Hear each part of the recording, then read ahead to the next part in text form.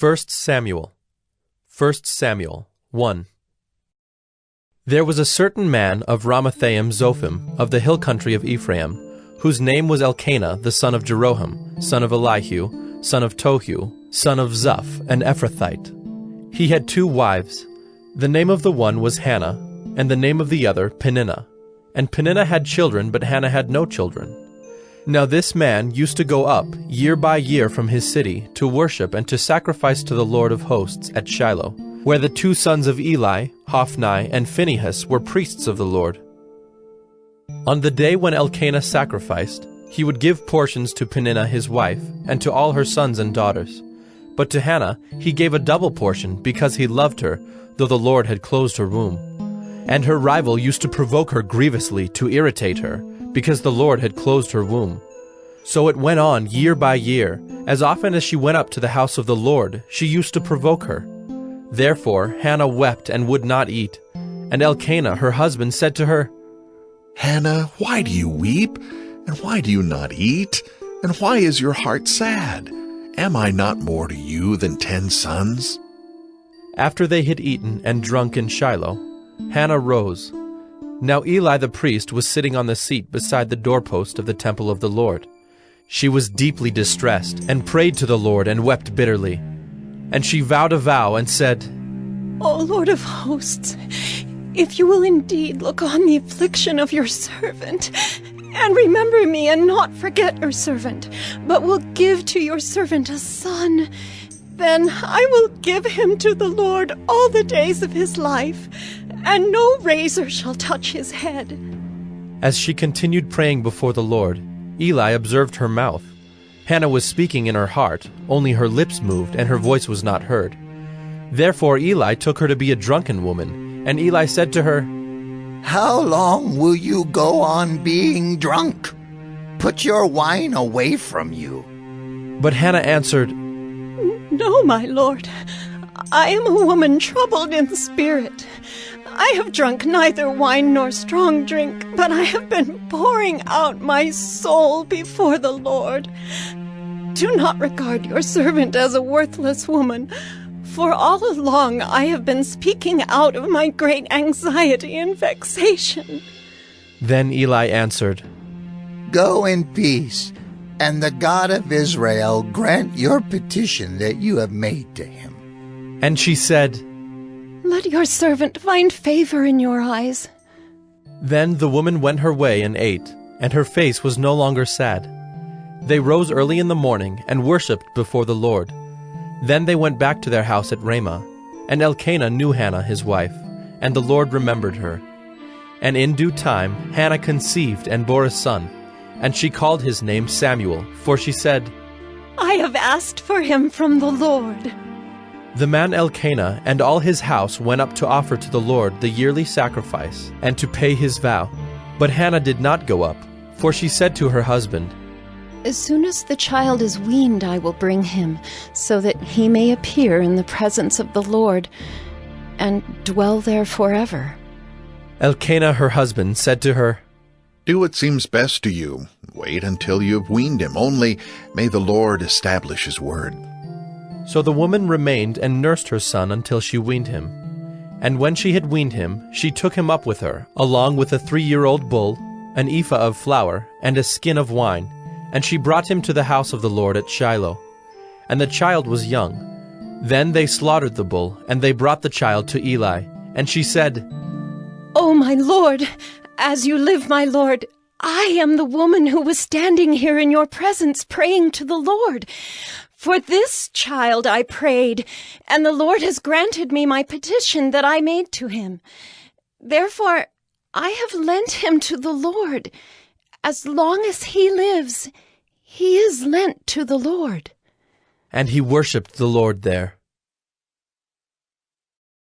1 Samuel 2. And Hannah prayed and said, My heart exults in the Lord. My strength is exalted in the Lord. My mouth derides my enemies because I rejoice in your salvation. There is none holy like the Lord. There is none besides you. There is no rock like our God. Talk no more so very proudly. Let not arrogance come from your mouth. For the Lord is a God of knowledge, and by him actions are weighed. The bows of the mighty are broken, but the feeble bind on strength. Those who were full have hired themselves out for bread, but those who were hungry have ceased to hunger. The barren has borne 7, but she who has many children is forlorn. The Lord kills and brings to life. He brings down to Sheol and raises up. The Lord makes poor and makes rich. He brings low and he exalts. He raises up the poor from the dust. He lifts the needy from the ash heap to make them sit with princes and inherit a seat of honor. For the pillars of the earth are the Lord's, and on them he has set the world. He will guard the feet of his faithful ones, but the wicked shall be cut off in darkness, for not by might shall a man prevail. The adversaries of the Lord shall be broken to pieces. Against them he will thunder in heaven. The Lord will judge the ends of the earth. He will give strength to his king and exalt the power of his anointed. Then Elkanah went home to Ramah, and the boy ministered to the Lord in the presence of Eli the priest. Now the sons of Eli were worthless men. They did not know the Lord. The custom of the priests with the people was that when any man offered sacrifice, the priest's servant would come while the meat was boiling, with a 3-pronged fork in his hand, and he would thrust it into the pan or kettle or cauldron or pot. All that the fork brought up, the priest would take for himself. This is what they did at Shiloh to all the Israelites who came there. Moreover, before the fat was burned, the priest's servant would come and say to the man who was sacrificing, "Give meat for the priest to roast, for he will not accept boiled meat from you, but only raw."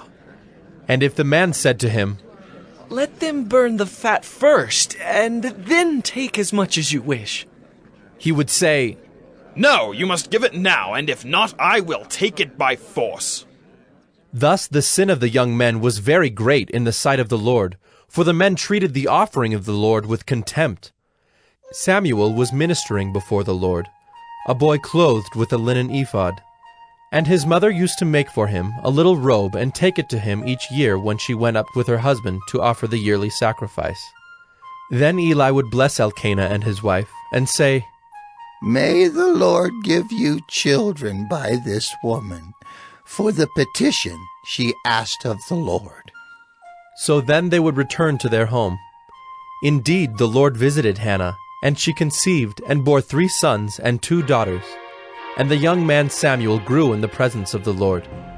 Now Eli was very old, and he kept hearing all that his sons were doing to all Israel, and how they lay with the women who were serving at the entrance to the tent of meeting.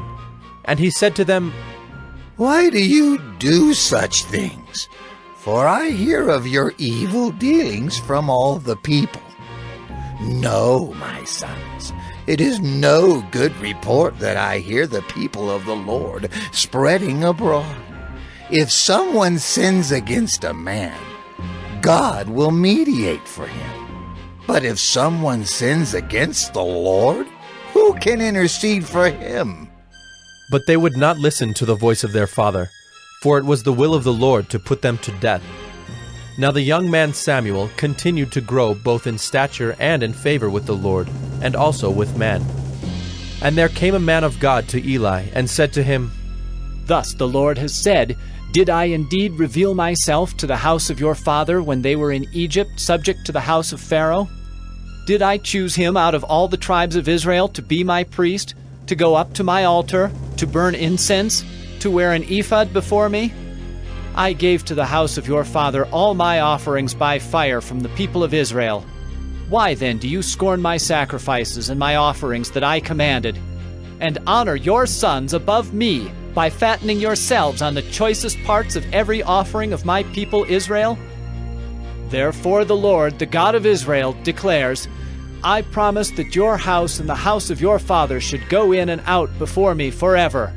But now, the Lord declares, far be it from me, for those who honor me, I will honor, and those who despise me shall be lightly esteemed.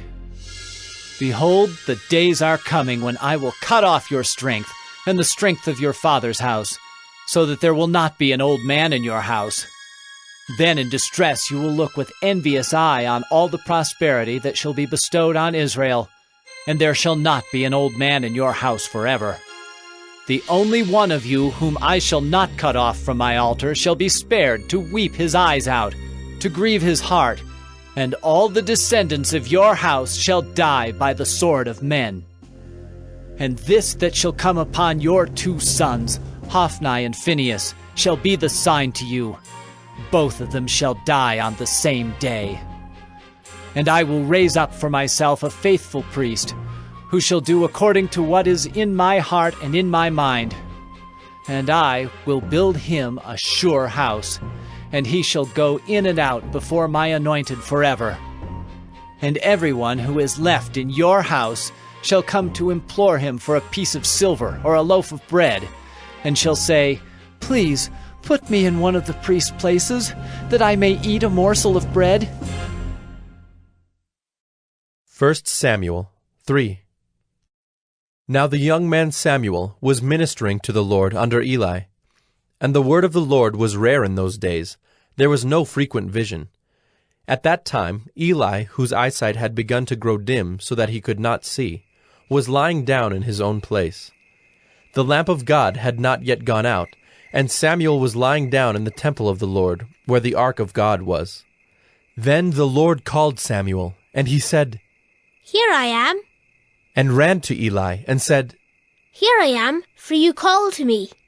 But he said, I did not call. Lie down again. So he went and lay down. And the Lord called again, Samuel. And Samuel arose and went to Eli and said, Here I am, for you called me. But he said, I did not call, my son. Lie down again. Now Samuel did not yet know the Lord, and the word of the Lord had not yet been revealed to him. And the Lord called Samuel again the 3rd time. And he arose and went to Eli and said, Here I am, for you called me. Then Eli perceived that the Lord was calling the young man. Therefore Eli said to Samuel, Go, lie down, and if he calls you, you shall say, Speak, Lord, for your servant hears. So Samuel went and lay down in his place. And the Lord came and stood, calling as at other times, Samuel, Samuel. And Samuel said, Speak, for your servant hears. Then the Lord said to Samuel, Behold, I am about to do a thing in Israel at which the 2 ears of everyone who hears it will tingle. On that day I will fulfill against Eli all that I have spoken concerning his house, from beginning to end. And I declare to him that I am about to punish his house forever, for the iniquity that he knew, because his sons were blaspheming God, and he did not restrain them. Therefore I swear to the house of Eli, that the iniquity of Eli's house shall not be atoned for by sacrifice or offering forever. Samuel lay until morning. Then he opened the doors of the house of the Lord. And Samuel was afraid to tell the vision to Eli. But Eli called Samuel and said, Samuel, my son. And he said, Here I am. And Eli said, What was it that he told you? Do not hide it from me. May God do so to you and more also, if you hide anything from me of all that he told you. So Samuel told him everything, and hid nothing from him. And he said, It is the Lord. Let him do what seems good to him. And Samuel grew, and the Lord was with him, and let none of his words fall to the ground. And all Israel, from Dan to Beersheba, knew that Samuel was established as a prophet of the Lord. And the Lord appeared again at Shiloh, for the Lord revealed himself to Samuel at Shiloh by the word of the Lord. 1 Samuel 4. And the word of Samuel came to all Israel. Now Israel went out to battle against the Philistines. They encamped at Ebenezer, and the Philistines encamped at Aphek. The Philistines drew up in line against Israel, and when the battle spread, Israel was defeated by the Philistines, who killed about 4,000 men on the field of battle. And when the troops came to the camp, the elders of Israel said, "Why has the Lord defeated us today before the Philistines? Let us bring the ark of the covenant of the Lord here from Shiloh, that it may come among us and save us from the power of our enemies." So the people sent to Shiloh, and brought from there the ark of the covenant of the Lord of hosts, who is enthroned on the cherubim. And the 2 sons of Eli, Hophni and Phinehas, were there with the ark of the covenant of God. As soon as the ark of the covenant of the Lord came into the camp, all Israel gave a mighty shout, so that the earth resounded. And when the Philistines heard the noise of the shouting, they said, "What does this great shouting in the camp of the Hebrews mean?" And when they learned that the ark of the Lord had come to the camp, the Philistines were afraid, for they said, "A god has come into the camp!" And they said, "Woe to us, for nothing like this has happened before! Woe to us! Who can deliver us from the power of these mighty gods? These are the gods who struck the Egyptians with every sort of plague in the wilderness. Take courage and be men, O Philistines, lest you become slaves to the Hebrews, as they have been to you. Be men and fight." So the Philistines fought, and Israel was defeated, and they fled, every man to his home. And there was a very great slaughter, for there fell of Israel 30,000 foot soldiers. And the ark of God was captured, and the 2 sons of Eli, Hophni and Phinehas, died. A man of Benjamin ran from the battle line and came to Shiloh the same day, with his clothes torn and with dirt on his head. When he arrived, Eli was sitting on his seat by the road watching, for his heart trembled for the ark of God. And when the man came into the city and told the news, all the city cried out. When Eli heard the sound of the outcry, he said, "What is this uproar?" Then the man hurried and came and told Eli. Now Eli was 98 years old, and his eyes were set so that he could not see. And the man said to Eli, "I am he who has come from the battle. I fled from the battle today." And he said, "How did it go, my son?" He who brought the news answered and said, "Israel has fled before the Philistines, and there has also been a great defeat among the people. Your 2 sons also, Hophni and Phinehas, are dead, and the ark of God has been captured." As soon as he mentioned the ark of God, Eli fell over backward from his seat by the side of the gate, and his neck was broken, and he died, for the man was old and heavy. He had judged Israel 40 years. Now his daughter-in-law, the wife of Phinehas, was pregnant, about to give birth. And when she heard the news that the ark of God was captured, and that her father-in-law and her husband were dead, she bowed and gave birth, for her pains came upon her. And about the time of her death, the woman attending her said to her, "Do not be afraid, for you have borne a son."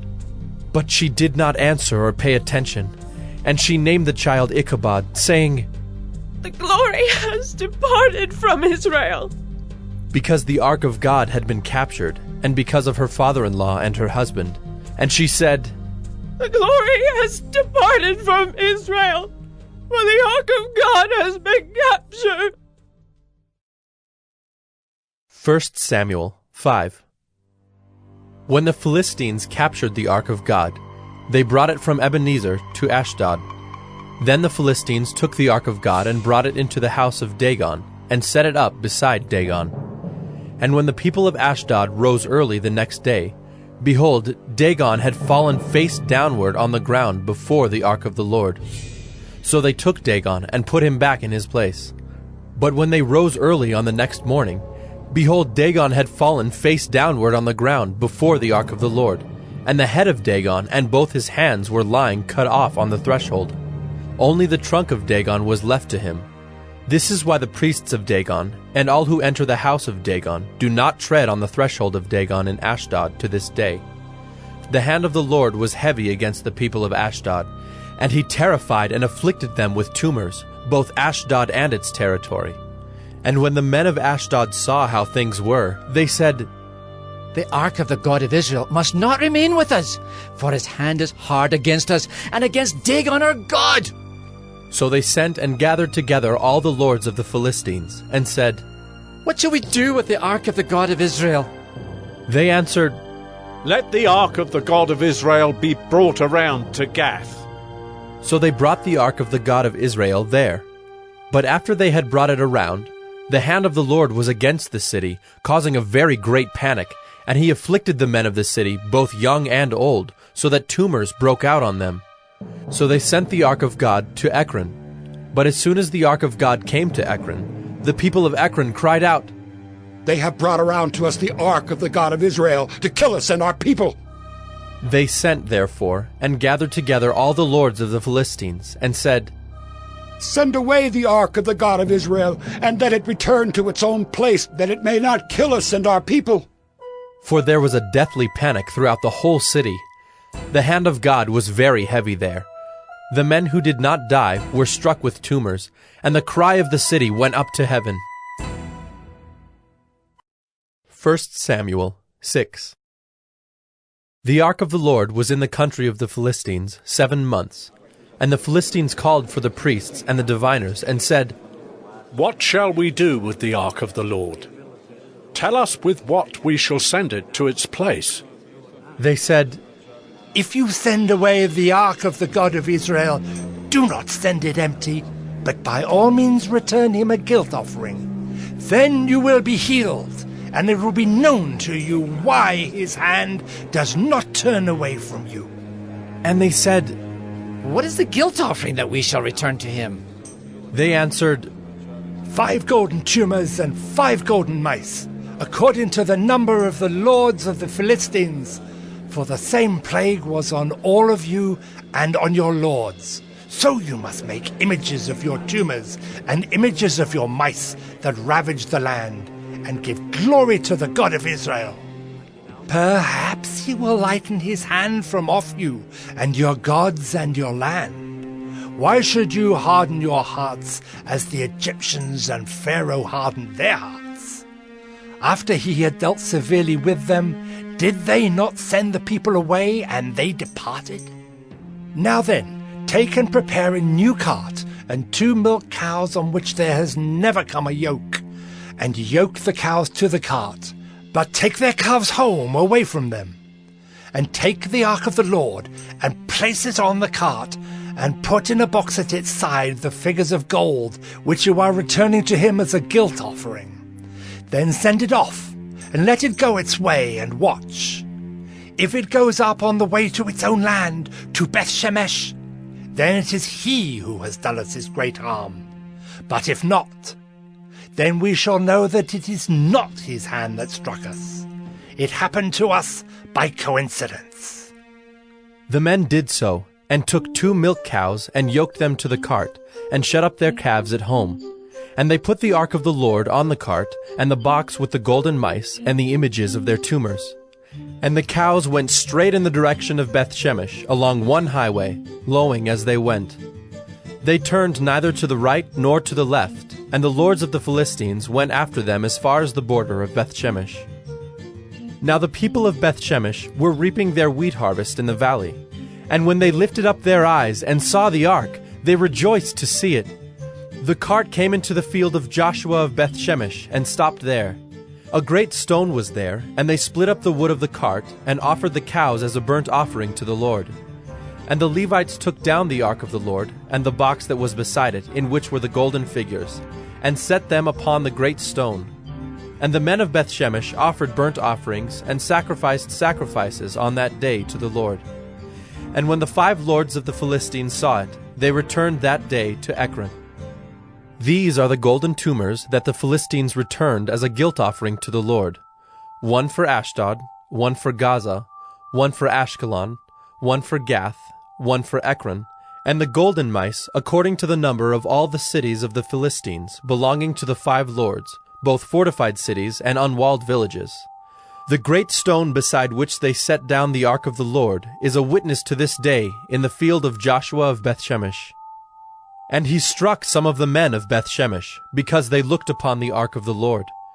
He struck 70 men of them, and the people mourned because the Lord had struck the people with a great blow.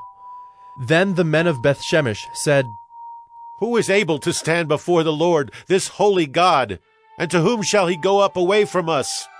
So they sent messengers to the inhabitants of Kiriath-Jearim, saying, The Philistines have returned the ark of the Lord. Come down and take it up to you.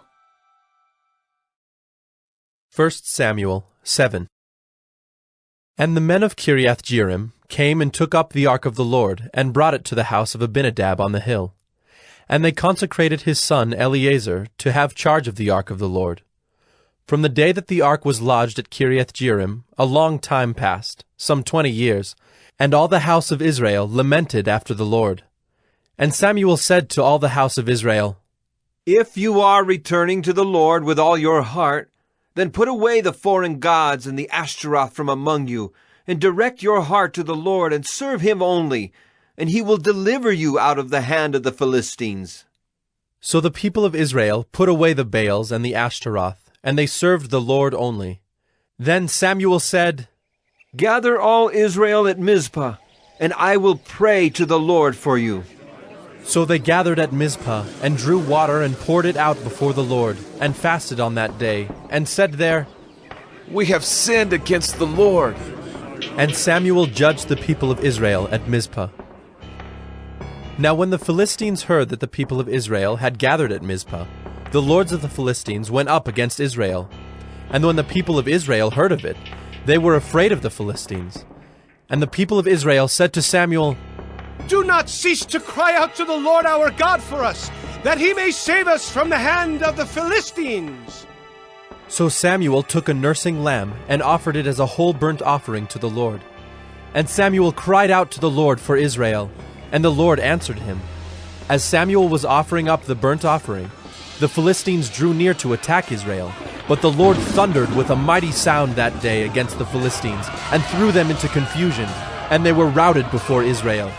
And the men of Israel went out from Mizpah, and pursued the Philistines, and struck them as far as below Bethkar.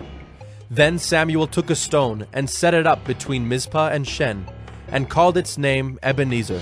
For he said, Till now the Lord has helped us. So the Philistines were subdued, and did not again enter the territory of Israel. And the hand of the Lord was against the Philistines all the days of Samuel. The cities that the Philistines had taken from Israel were restored to Israel, from Ekron to Gath, and Israel delivered their territory from the hand of the Philistines. There was peace also between Israel and the Amorites. Samuel judged Israel all the days of his life, and he went on a circuit year by year to Bethel, Gilgal, and Mizpah, and he judged Israel in all these places. Then he would return to Ramah, for his home was there, and there also he judged Israel. And he built there an altar to the Lord. 1 Samuel 8. When Samuel became old, he made his sons judges over Israel. The name of his firstborn son was Joel, and the name of his second Abijah. They were judges in Beersheba. Yet his sons did not walk in his ways, but turned aside after gain. They took bribes and perverted justice. Then all the elders of Israel gathered together, and came to Samuel at Ramah, and said to him, Behold, you are old, and your sons do not walk in your ways. Now appoint for us a king to judge us like all the nations. But the thing displeased Samuel when they said, Give us a king to judge us. And Samuel prayed to the Lord. And the Lord said to Samuel, Obey the voice of the people in all that they say to you, for they have not rejected you, but they have rejected me from being king over them, according to all the deeds that they have done, from the day I brought them up out of Egypt even to this day, forsaking me and serving other gods, so they are also doing to you. Now then obey their voice. Only you shall solemnly warn them, and show them the ways of the king who shall reign over them. So Samuel told all the words of the Lord to the people who were asking for a king from him. He said, These will be the ways of the king who will reign over you. He will take your sons and appoint them to his chariots, and to be his horsemen, and to run before his chariots. And he will appoint for himself commanders of thousands and commanders of 50s, and some to plow his ground and to reap his harvest, and to make his implements of war and the equipment of his chariots. He will take your daughters to be perfumers and cooks and bakers. He will take the best of your fields and vineyards and olive orchards and give them to his servants. He will take the 10th of your grain and of your vineyards and give it to his officers and to his servants. He will take your male servants and female servants and the best of your young men and your donkeys and put them to his work. He will take the 10th of your flocks, and you shall be his slaves. And in that day you will cry out because of your king, whom you have chosen for yourselves, but the Lord will not answer you in that day. But the people refused to obey the voice of Samuel, and they said, No, but there shall be a king over us, that we also may be like all the nations, and that our king may judge us and go out before us and fight our battles. And when Samuel had heard all the words of the people, he repeated them in the ears of the Lord. And the Lord said to Samuel, Obey their voice and make them a king. Samuel then said to the men of Israel, Go, every man to his city. 1 Samuel 9. There was a man of Benjamin whose name was Kish, the son of Abiel, son of Zerah, son of Bechorath, son of Aphiah, a Benjaminite, a man of wealth. And he had a son whose name was Saul, a handsome young man. There was not a man among the people of Israel more handsome than he. From his shoulders upward he was taller than any of the people. Now the donkeys of Kish, Saul's father, were lost. So Kish said to Saul his son, Take one of the young men with you, and arise. Go and look for the donkeys. And he passed through the hill country of Ephraim, and passed through the land of Shalisha, but they did not find them. And they passed through the land of Shaalim, but they were not there. Then they passed through the land of Benjamin, but did not find them. When they came to the land of Zuph, Saul said to his servant who was with him, Come, let us go back, lest my father cease to care about the donkeys and become anxious about us. But he said to him, Behold, there is a man of God in this city, and he is a man who is held in honor. All that he says comes true.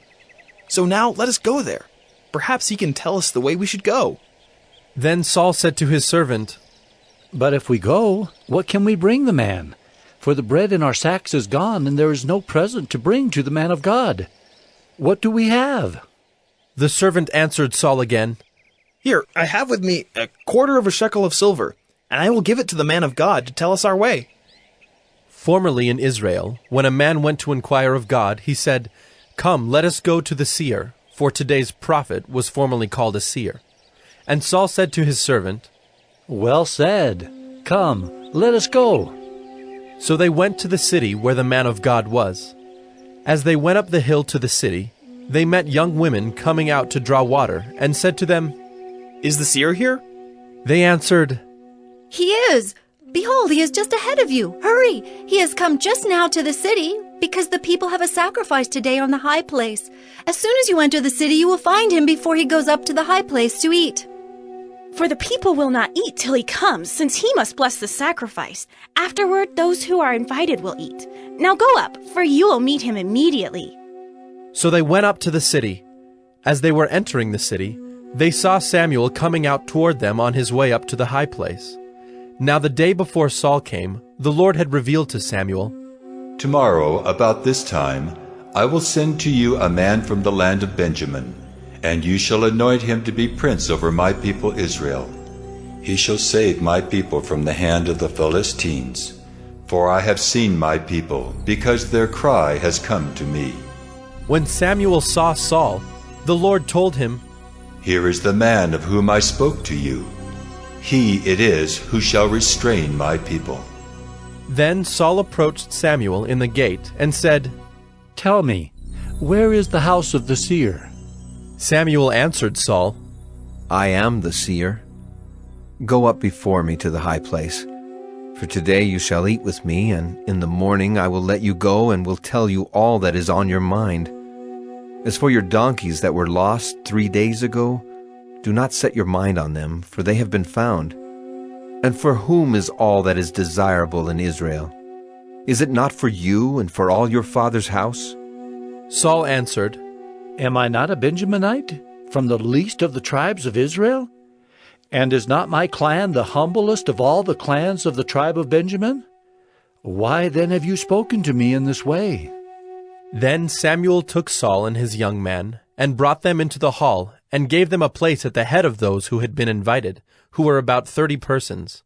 And Samuel said to the cook, Bring the portion I gave you, of which I said to you, put it aside. So the cook took up the leg and what was on it, and set them before Saul. And Samuel said, See, what was kept is set before you. Eat, because it was kept for you until the hour appointed, that you might eat with the guests. So Saul ate with Samuel that day. And when they came down from the high place into the city, a bed was spread for Saul on the roof, and he lay down to sleep.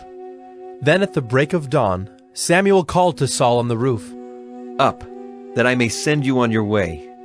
So Saul arose, and both he and Samuel went out into the street. As they were going down to the outskirts of the city, Samuel said to Saul, Tell the servant to pass on before us, and when he has passed on, stop here yourself for a while, that I may make known to you the word of God. 1 Samuel 10.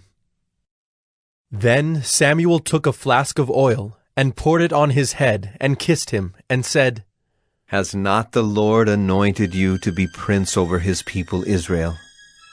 And you shall reign over the people of the Lord, and you will save them from the hand of their surrounding enemies. And this shall be the sign to you that the Lord has anointed you to be prince over his heritage. When you depart from me today, you will meet 2 men by Rachel's tomb in the territory of Benjamin at Zelzah. And they will say to you, The donkeys that you went to seek are found, and now your father has ceased to care about the donkeys and is anxious about you, saying, What shall I do about my son? Then you shall go on from there farther and come to the oak of Tabor. 3 men going up to God at Bethel will meet you there, one carrying 3 young goats, another carrying 3 loaves of bread, and another carrying a skin of wine. And they will greet you and give you 2 loaves of bread, which you shall accept from their hand. After that, you shall come to Gibeath Elohim, where there is a garrison of the Philistines. And there, as soon as you come to the city, you will meet a group of prophets coming down from the high place, with harp, tambourine, flute, and lyre before them, prophesying. Then the Spirit of the Lord will rush upon you, and you will prophesy with them, and be turned into another man. Now when these signs meet you, do what your hand finds to do, for God is with you. Then go down before me to Gilgal. And behold, I am coming to you to offer burnt offerings and to sacrifice peace offerings. 7 days you shall wait, until I come to you and show you what you shall do. When he turned his back to leave Samuel, God gave him another heart. And all these signs came to pass that day. When they came to Gibeah, behold, a group of prophets met him, and the Spirit of God rushed upon him, and he prophesied among them. And when all who knew him previously saw how he prophesied with the prophets, the people said to one another, What has come over the son of Kish? Is Saul also among the prophets? And a man of the place answered, And who is their father? Therefore it became a proverb, Is Saul also among the prophets? When he had finished prophesying, he came to the high place. Saul's uncle said to him and to his servant, Where did you go? And he said, To seek the donkeys. And when we saw they were not to be found, we went to Samuel.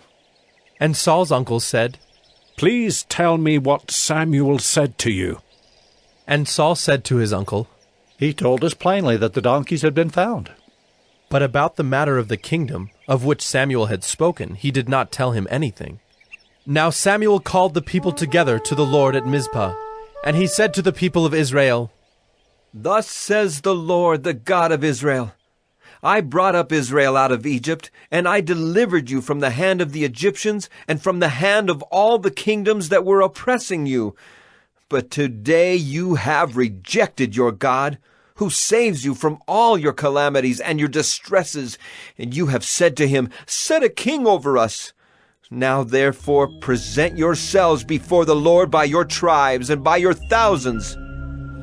Then Samuel brought all the tribes of Israel near, and the tribe of Benjamin was taken by lot. He brought the tribe of Benjamin near by its clans, and the clan of the Matrites was taken by lot. And Saul, the son of Kish, was taken by lot. But when they sought him, he could not be found. So they inquired again of the Lord, Is there a man still to come? And the Lord said, Behold, he has hidden himself among the baggage. Then they ran and took him from there. And when he stood among the people, he was taller than any of the people, from his shoulders upward. And Samuel said to all the people, Do you see him whom the Lord has chosen? There is none like him among all the people. And all the people shouted, Long live the king! Then Samuel told the people the rights and duties of the kingship, and he wrote them in a book and laid it up before the Lord. Then Samuel sent all the people away, each one to his home. Saul also went to his home at Gibeah, and with him went men of valor, whose hearts God had touched. But some worthless fellows said, How can this man save us? And they despised him and brought him no present. But he held his peace. 1 Samuel 11. Then Nahash the Ammonite went up and besieged Jabesh-Gilead. And all the men of Jabesh said to Nahash, Make a treaty with us, and we will serve you. But Nahash the Ammonite said to them, On this condition, I will make a treaty with you, that I gouge out all your right eyes, and thus bring disgrace on all Israel. The elders of Jabesh said to him, Give us 7 days' respite, that we may send messengers through all the territory of Israel. Then, if there is no one to save us, we will give ourselves up to you. When the messengers came to Gibeah of Saul, they reported the matter in the ears of the people, and all the people wept aloud. Now behold, Saul was coming from the field behind the oxen, and Saul said, What is wrong with the people that they are weeping? So they told him the news of the men of Jabesh. And the Spirit of God rushed upon Saul when he heard these words, and his anger was greatly kindled. He took a yoke of oxen and cut them in pieces, and sent them throughout all the territory of Israel by the hand of messengers, saying, Whoever does not come out after Saul and Samuel, so shall it be done to his oxen. Then the dread of the Lord fell upon the people, and they came out as one man. When he mustered them at Bezek, the people of Israel were 300,000, and the men of Judah 30,000. And they said to the messengers who had come, Thus shall you say to the men of Jabesh-Gilead, Tomorrow by the time the sun is hot, you shall have deliverance. When the messengers came and told the men of Jabesh, they were glad. Therefore the men of Jabesh said, Tomorrow we will give ourselves up to you, and you may do to us whatever seems good to you. And the next day Saul put the people in 3 companies. And they came into the midst of the camp in the morning watch, and struck down the Ammonites until the heat of the day. And those who survived were scattered, so that no 2 of them were left together. Then the people said to Samuel, Who is it that said, Shall Saul reign over us? Bring the men, that we may put them to death. But Saul said, Not a man shall be put to death this day, for today the Lord has worked salvation in Israel. Then Samuel said to the people, Come, let us go to Gilgal, and there renew the kingdom. So all the people went to Gilgal, and there they made Saul king before the Lord in Gilgal. There they sacrificed peace offerings before the Lord, and there Saul and all the men of Israel rejoiced greatly. 1 Samuel 12. And Samuel said to all Israel, Behold, I have obeyed your voice in all that you have said to me, and have made a king over you. And now, behold, the king walks before you, and I am old and gray, and behold, my sons are with you. I have walked before you from my youth until this day. Here I am, testify against me before the Lord and before his anointed. Whose ox have I taken, Or whose donkey have I taken? Or whom have I defrauded? Whom have I oppressed? Or from whose hand have I taken a bribe to blind my eyes with it? Testify against me, and I will restore it to you." They said, "You have not defrauded us, or oppressed us, or taken anything from any man's hand." And he said to them, "The Lord is witness against you, and his anointed is witness this day that you have not found anything in my hand." And they said, "He is witness." And Samuel said to the people, "The Lord is witness, who appointed Moses and Aaron, and brought your fathers up out of the land of Egypt. Now therefore stand still, that I may plead with you before the Lord concerning all the righteous deeds of the Lord that he performed for you and for your fathers. When Jacob went into Egypt, and the Egyptians oppressed them, then your fathers cried out to the Lord, and the Lord sent Moses and Aaron, who brought your fathers out of Egypt and made them dwell in this place. But they forgot the Lord their God, and he sold them into the hand of Sisera, commander of the army of Hazor, and into the hand of the Philistines, and into the hand of the king of Moab. And they fought against them. And they cried out to the Lord and said, "We have sinned, because we have forsaken the Lord, and have served the Baals and the Ashtaroth. But now deliver us out of the hand of our enemies, that we may serve you." And the Lord sent Jerubbaal and Barak and Jephthah and Samuel, and delivered you out of the hand of your enemies on every side, and you lived in safety. And when you saw that Nahash the king of the Ammonites came against you, you said to me, "No, but a king shall reign over us," when the Lord your God was your king. And now behold the king whom you have chosen, for whom you have asked. Behold, the Lord has set a king over you. If you will fear the Lord and serve him and obey his voice, and not rebel against the commandment of the Lord, and if both you and the king who reigns over you will follow the Lord your God, it will be well. But if you will not obey the voice of the Lord, but rebel against the commandment of the Lord, then the hand of the Lord will be against you and your king. Now therefore stand still and see this great thing that the Lord will do before your eyes. Is it not wheat harvest today? I will call upon the Lord, that he may send thunder and rain, and you shall know and see that your wickedness is great, which you have done in the sight of the Lord, in asking for yourselves a king." So Samuel called upon the Lord, and the Lord sent thunder and rain that day.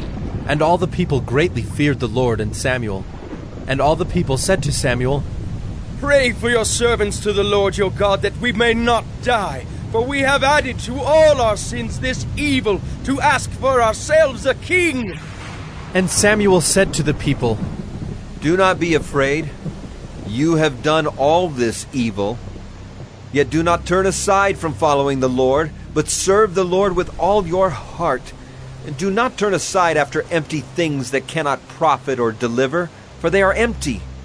For the Lord will not forsake his people for his great name's sake, because it has pleased the Lord to make you a people for himself. Moreover, as for me, far be it from me that I should sin against the Lord by ceasing to pray for you, and I will instruct you in the good and the right way. Only fear the Lord and serve him faithfully with all your heart. For consider what great things he has done for you. But if you still do wickedly, you shall be swept away, both you and your king." 1 Samuel 13. Saul was years old when he began to reign, and he reigned 2 years over Israel. Saul chose 3,000 men of Israel. 2,000 were with Saul in Michmash and the hill country of Bethel, and 1,000 were with Jonathan in Gibeah of Benjamin. The rest of the people he sent home, every man to his tent. Jonathan defeated the garrison of the Philistines that was at Gibeah, and the Philistines heard of it. And Saul blew the trumpet throughout all the land, saying, "Let the Hebrews hear!" And all Israel heard it said that Saul had defeated the garrison of the Philistines, and also that Israel had become a stench to the Philistines. And the people were called out to join Saul at Gilgal. And the Philistines mustered to fight with Israel 30,000 chariots and 6,000 horsemen and troops, like the sand on the seashore in multitude. They came up and encamped in Michmash to the east of Bethaven. When the men of Israel saw that they were in trouble, for the people were hard pressed, the people hid themselves in caves and in holes and in rocks and in tombs and in cisterns. And some Hebrews crossed the fords of the Jordan to the land of Gad and Gilead. Saul was still at Gilgal, and all the people followed him trembling. He waited 7 days, the time appointed by Samuel. But Samuel did not come to Gilgal, and the people were scattering from him. So Saul said, "Bring the burnt offering here to me, and the peace offerings." And he offered the burnt offering. As soon as he had finished offering the burnt offering, behold, Samuel came, and Saul went out to meet him and greet him. Samuel said, "What have you done?" And Saul said, "When I saw that the people were scattering from me, and that you did not come within the days appointed, and that the Philistines had mustered at Michmash, I said, now the Philistines will come down against me at Gilgal, and I have not sought the favor of the Lord. So I forced myself and offered the burnt offering." And Samuel said to Saul, "You have done foolishly. You have not kept the command of the Lord your God with which he commanded you. For then the Lord would have established your kingdom over Israel forever. But now your kingdom shall not continue. The Lord has sought out a man after his own heart, and the Lord has commanded him to be prince over his people, because you have not kept what the Lord commanded you." And Samuel arose and went up from Gilgal. The rest of the people went up after Saul to meet the army. They went up from Gilgal to Gibeah of Benjamin, and Saul numbered the people who were present with him, about 600 men. And Saul and Jonathan his son, and the people who were present with them, stayed in Gibeah of Benjamin, but the Philistines encamped in Michmash. And raiders came out of the camp of the Philistines in 3 companies.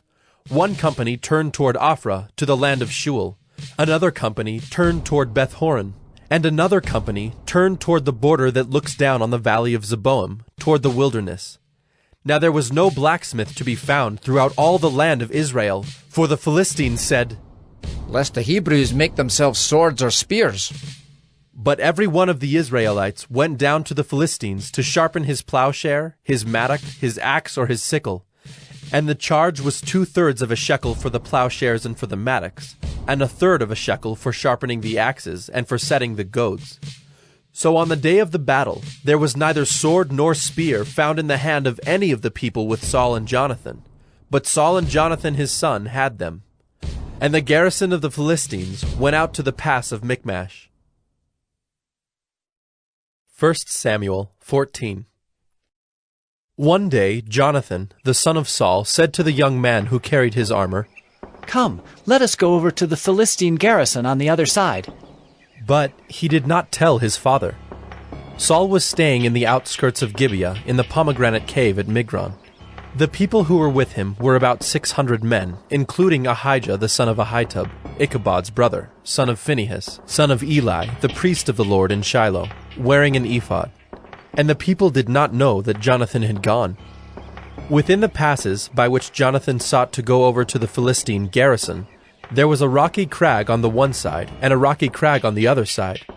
The name of the one was Bozez, and the name of the other Sina.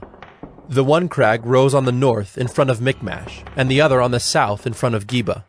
Jonathan said to the young man who carried his armor, "Come, let us go over to the garrison of these uncircumcised. It may be that the Lord will work for us, for nothing can hinder the Lord from saving by many or by few."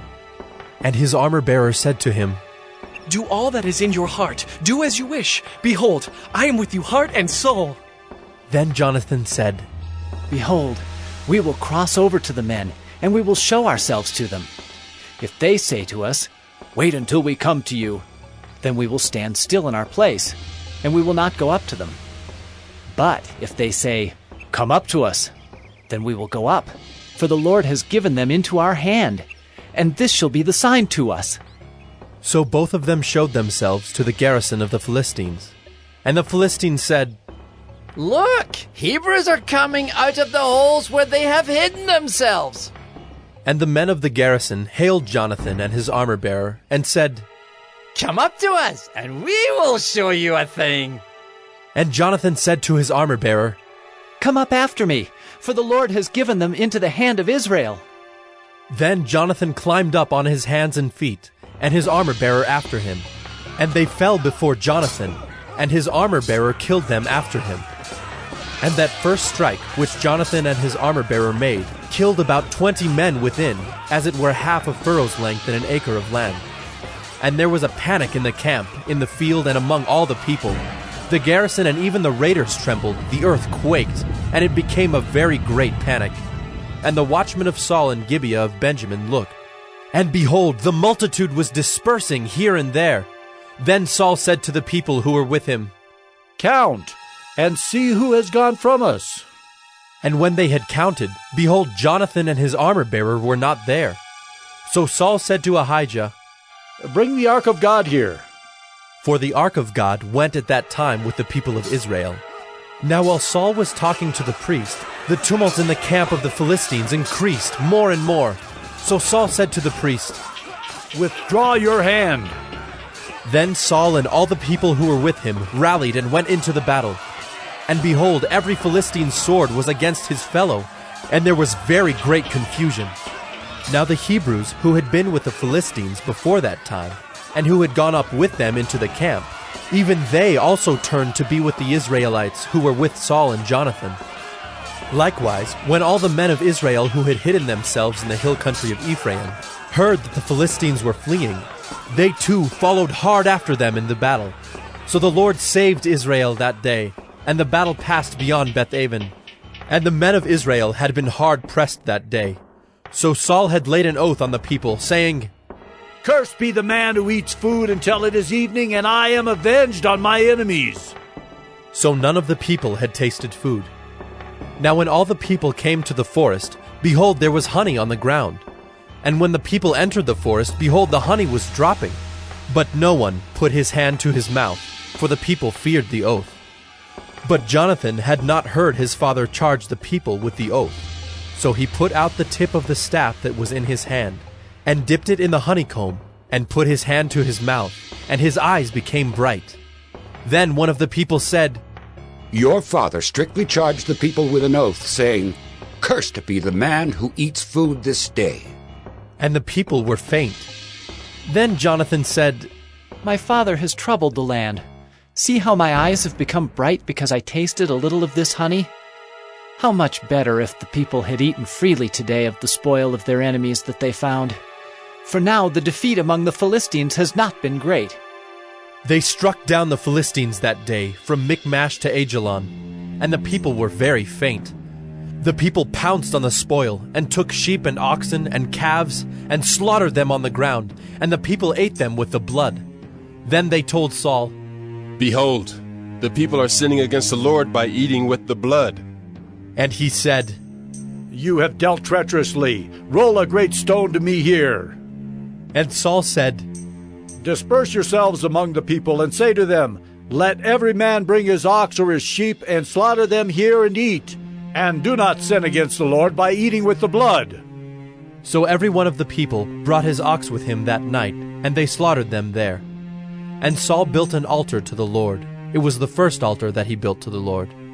Then Saul said, "Let us go down after the Philistines by night, and plunder them until the morning light. Let us not leave a man of them." And they said, "Do whatever seems good to you." But the priest said, "Let us draw near to God here." And Saul inquired of God, "Shall I go down after the Philistines? Will you give them into the hand of Israel?" But he did not answer him that day. And Saul said, "Come here, all you leaders of the people, and know and see how this sin has arisen today. For as the Lord lives who saves Israel, though it be in Jonathan my son, he shall surely die." But there was not a man among the people who answered him. Then he said to all Israel, "You shall be on one side, and I and Jonathan my son will be on the other side." And the people said to Saul, "Do what seems good to you." Therefore Saul said, "O Lord God of Israel, Why have you not answered your servant this day? If this guilt is in me or in Jonathan my son, O Lord God of Israel, give Urim. But if this guilt is in your people Israel, give Thummim. And Jonathan and Saul were taken, but the people escaped. Then Saul said, Cast the lot between me and my son Jonathan. And Jonathan was taken. Then Saul said to Jonathan, Tell me what you have done. And Jonathan told him, I tasted a little honey with the tip of the staff that was in my hand. Here I am. I will die. And Saul said, God do so to me and more also. You shall surely die, Jonathan. Then the people said to Saul, Shall Jonathan die, who has worked this great salvation in Israel? Far from it. As the Lord lives, there shall not one hair of his head fall to the ground, for he has worked with God this day. So the people ransomed Jonathan, so that he did not die. Then Saul went up from pursuing the Philistines, and the Philistines went to their own place. When Saul had taken the kingship over Israel, he fought against all his enemies on every side, against Moab, against the Ammonites, against Edom, against the kings of Zobah, and against the Philistines. Wherever he turned, he routed them. And he did valiantly, and struck the Amalekites, and delivered Israel out of the hands of those who plundered them. Now the sons of Saul were Jonathan, Ishvi, and Malchishua, and the names of his 2 daughters were these. The name of the firstborn was Merab, and the name of the younger, Michal. And the name of Saul's wife was Ahinoam, the daughter of Ahimaaz. And the name of the commander of his army was Abner, the son of Ner, Saul's uncle. Kish was the father of Saul, and Ner, the father of Abner, was the son of Abiel. There was hard fighting against the Philistines all the days of Saul. And when Saul saw any strong man, or any valiant man, he attached him to himself. 1 Samuel 15. And Samuel said to Saul, The Lord sent me to anoint you king over his people Israel. Now therefore listen to the words of the Lord. Thus says the Lord of hosts, I have noted what Amalek did to Israel in opposing them on the way when they came up out of Egypt. Now go and strike Amalek, and devote to destruction all that they have. Do not spare them, but kill both man and woman, child and infant, ox and sheep, camel and donkey. So Saul summoned the people and numbered them in Telaim, 200,000 men on foot, and 10,000 men of Judah. And Saul came to the city of Amalek, and lay in wait in the valley. Then Saul said to the Kenites, Go, depart, go down from among the Amalekites, lest I destroy you with them. For you showed kindness to all the people of Israel when they came up out of Egypt. So the Kenites departed from among the Amalekites. And Saul defeated the Amalekites from Havilah as far as Shur, which is east of Egypt. And he took Agag, the king of the Amalekites, alive, and devoted to destruction all the people with the edge of the sword. But Saul and the people spared Agag and the best of the sheep, and of the oxen, and of the fattened calves and the lambs, and all that was good, and would not utterly destroy them. All that was despised and worthless they devoted to destruction. The word of the Lord came to Samuel. I regret that I have made Saul king, for he has turned back from following me and has not performed my commandments. And Samuel was angry, and he cried to the Lord all night. And Samuel rose early to meet Saul in the morning. And it was told Samuel, Saul came to Carmel, and behold, he set up a monument for himself, and turned and passed on, and went down to Gilgal. And Samuel came to Saul, and Saul said to him, Blessed be you to the Lord. I have performed the commandment of the Lord. And Samuel said, What then is this bleating of the sheep in my ears, and the lowing of the oxen that I hear? Saul said, They have brought them from the Amalekites, for the people spared the best of the sheep and of the oxen to sacrifice to the Lord your God, and the rest we have devoted to destruction. Then Samuel said to Saul, Stop. I will tell you what the Lord said to me this night. And he said to him, Speak. And Samuel said, Though you are little in your own eyes, are you not the head of the tribes of Israel? The Lord anointed you king over Israel. And the Lord sent you on a mission and said, Go, devote to destruction the sinners, the Amalekites, and fight against them until they are consumed. Why then did you not obey the voice of the Lord? Why did you pounce on the spoil and do what was evil in the sight of the Lord? And Saul said to Samuel, I have obeyed the voice of the Lord. I have gone on the mission on which the Lord sent me. I have brought Agag, the king of Amalek, and I have devoted the Amalekites to destruction. But the people took of the spoil sheep and oxen, the best of the things devoted to destruction, to sacrifice to the Lord your God in Gilgal.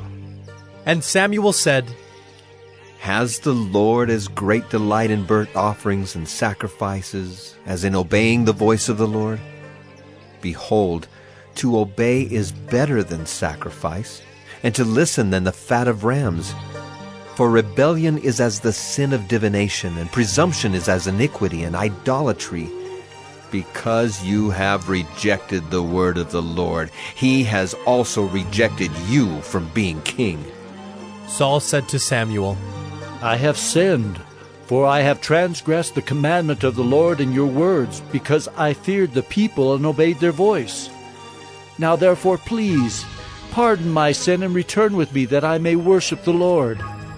And Samuel said to Saul, I will not return with you, for you have rejected the word of the Lord, and the Lord has rejected you from being king over Israel.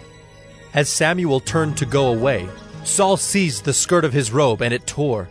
And Samuel said to him, The Lord has torn the kingdom of Israel from you this day, and has given it to a neighbor of yours who is better than you.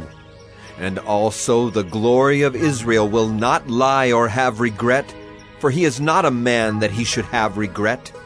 Then he said, I have sinned. Yet honor me now before the elders of my people and before Israel, and return with me, that I may bow before the Lord your God. So Samuel turned back after Saul, and Saul bowed before the Lord. Then Samuel said, Bring here to me Agag, the king of the Amalekites. And Agag came to him cheerfully. Agag said, Surely the bitterness of death is past.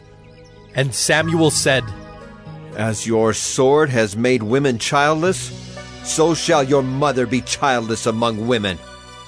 And Samuel hacked Agag to pieces before the Lord in Gilgal. Then Samuel went to Ramah, and Saul went up to his house in Gibeah of Saul. And Samuel did not see Saul again until the day of his death. But Samuel grieved over Saul, and the Lord regretted that he had made Saul king over Israel. 1 Samuel 16. The Lord said to Samuel, How long will you grieve over Saul, since I have rejected him from being king over Israel? Fill your horn with oil and go. I will send you to Jesse the Bethlehemite, for I have provided for myself a king among his sons. And Samuel said, How can I go? If Saul hears it, he will kill me. And the Lord said, Take a heifer with you and say, I have come to sacrifice to the Lord. And invite Jesse to the sacrifice, and I will show you what you shall do. And you shall anoint for me him whom I declare to you. Samuel did what the Lord commanded, and came to Bethlehem. The elders of the city came to meet him, trembling, and said, Do you come peaceably? And he said, Peaceably. I have come to sacrifice to the Lord. Consecrate yourselves, and come with me to the sacrifice. And he consecrated Jesse and his sons, and invited them to the sacrifice. When they came, he looked on Eliab, and thought, Surely the Lord's anointed is before him. But the Lord said to Samuel, Do not look on his appearance or on the height of his stature, because I have rejected him. For the Lord sees not as man sees. Man looks on the outward appearance, but the Lord looks on the heart. Then Jesse called Abinadab, and made him pass before Samuel.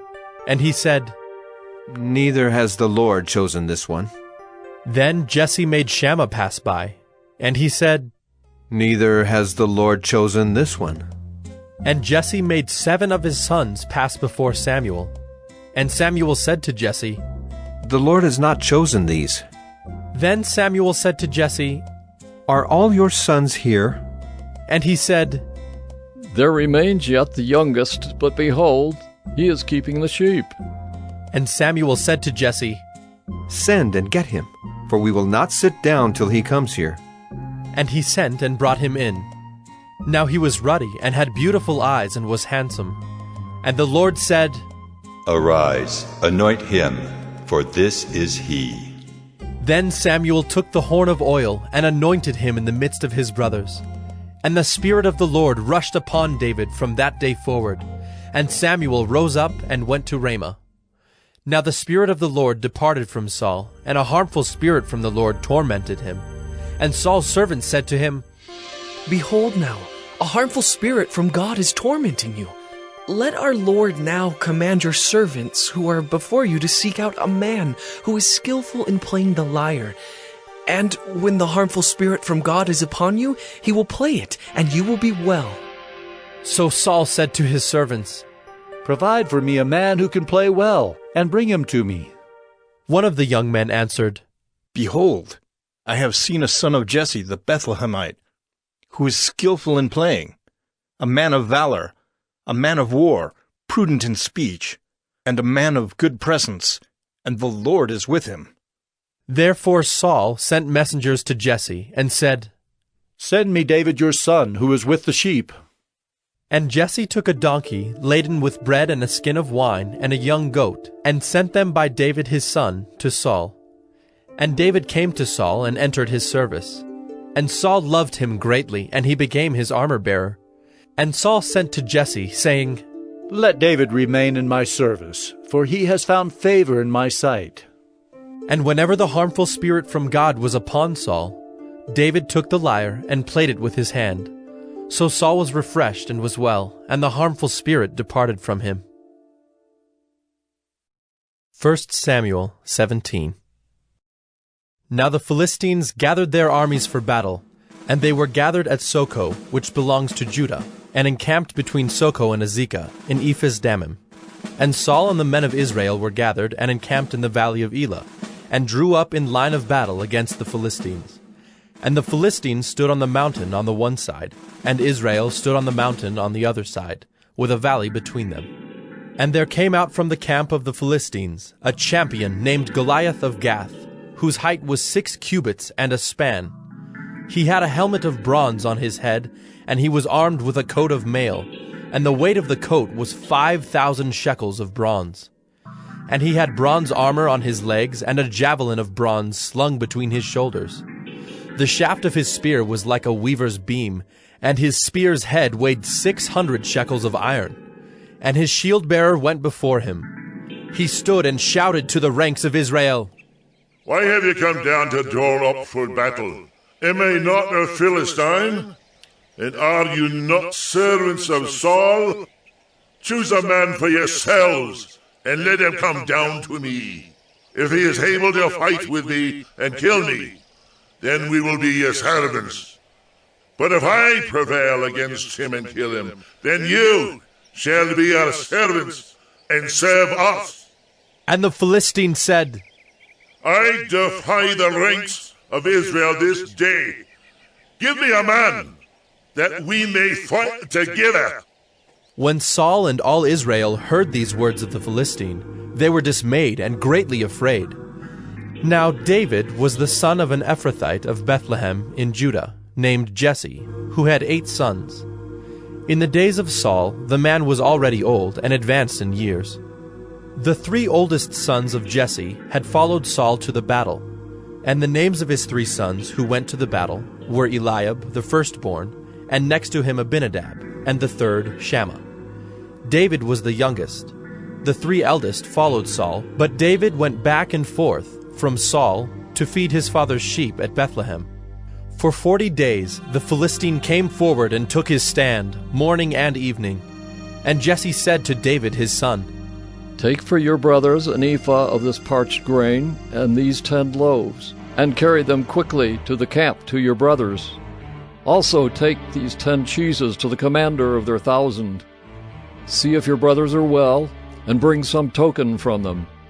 Now Saul and they, and all the men of Israel, were in the valley of Elah, fighting with the Philistines. And David rose early in the morning, and left the sheep with a keeper, and took the provisions, and went, as Jesse had commanded him. And he came to the encampment as the host was going out to the battle line, shouting the war cry. And Israel and the Philistines drew up for battle, army against army. And David left the things in charge of the keeper of the baggage, and ran to the ranks, and went and greeted his brothers. As he talked with them, behold, the champion, the Philistine of Gath, Goliath by name, came up out of the ranks of the Philistines, and spoke the same words as before. And David heard him. All the men of Israel, when they saw the man, fled from him, and were much afraid. And the men of Israel said, "Have you seen this man who has come up? Surely he has come up to defy Israel. And the king will enrich the man who kills him with great riches, and will give him his daughter, and make his father's house free in Israel." And David said to the men who stood by him, "What shall be done for the man who kills this Philistine, and takes away the reproach from Israel? For who is this uncircumcised Philistine, that he should defy the armies of the living God?" And the people answered him in the same way, "So shall it be done to the man who kills him." Now Eliab, his eldest brother, heard when he spoke to the men. And Eliab's anger was kindled against David, and he said, "Why have you come down? And with whom have you left those few sheep in the wilderness? I know your presumption and the evil of your heart, for you have come down to see the battle."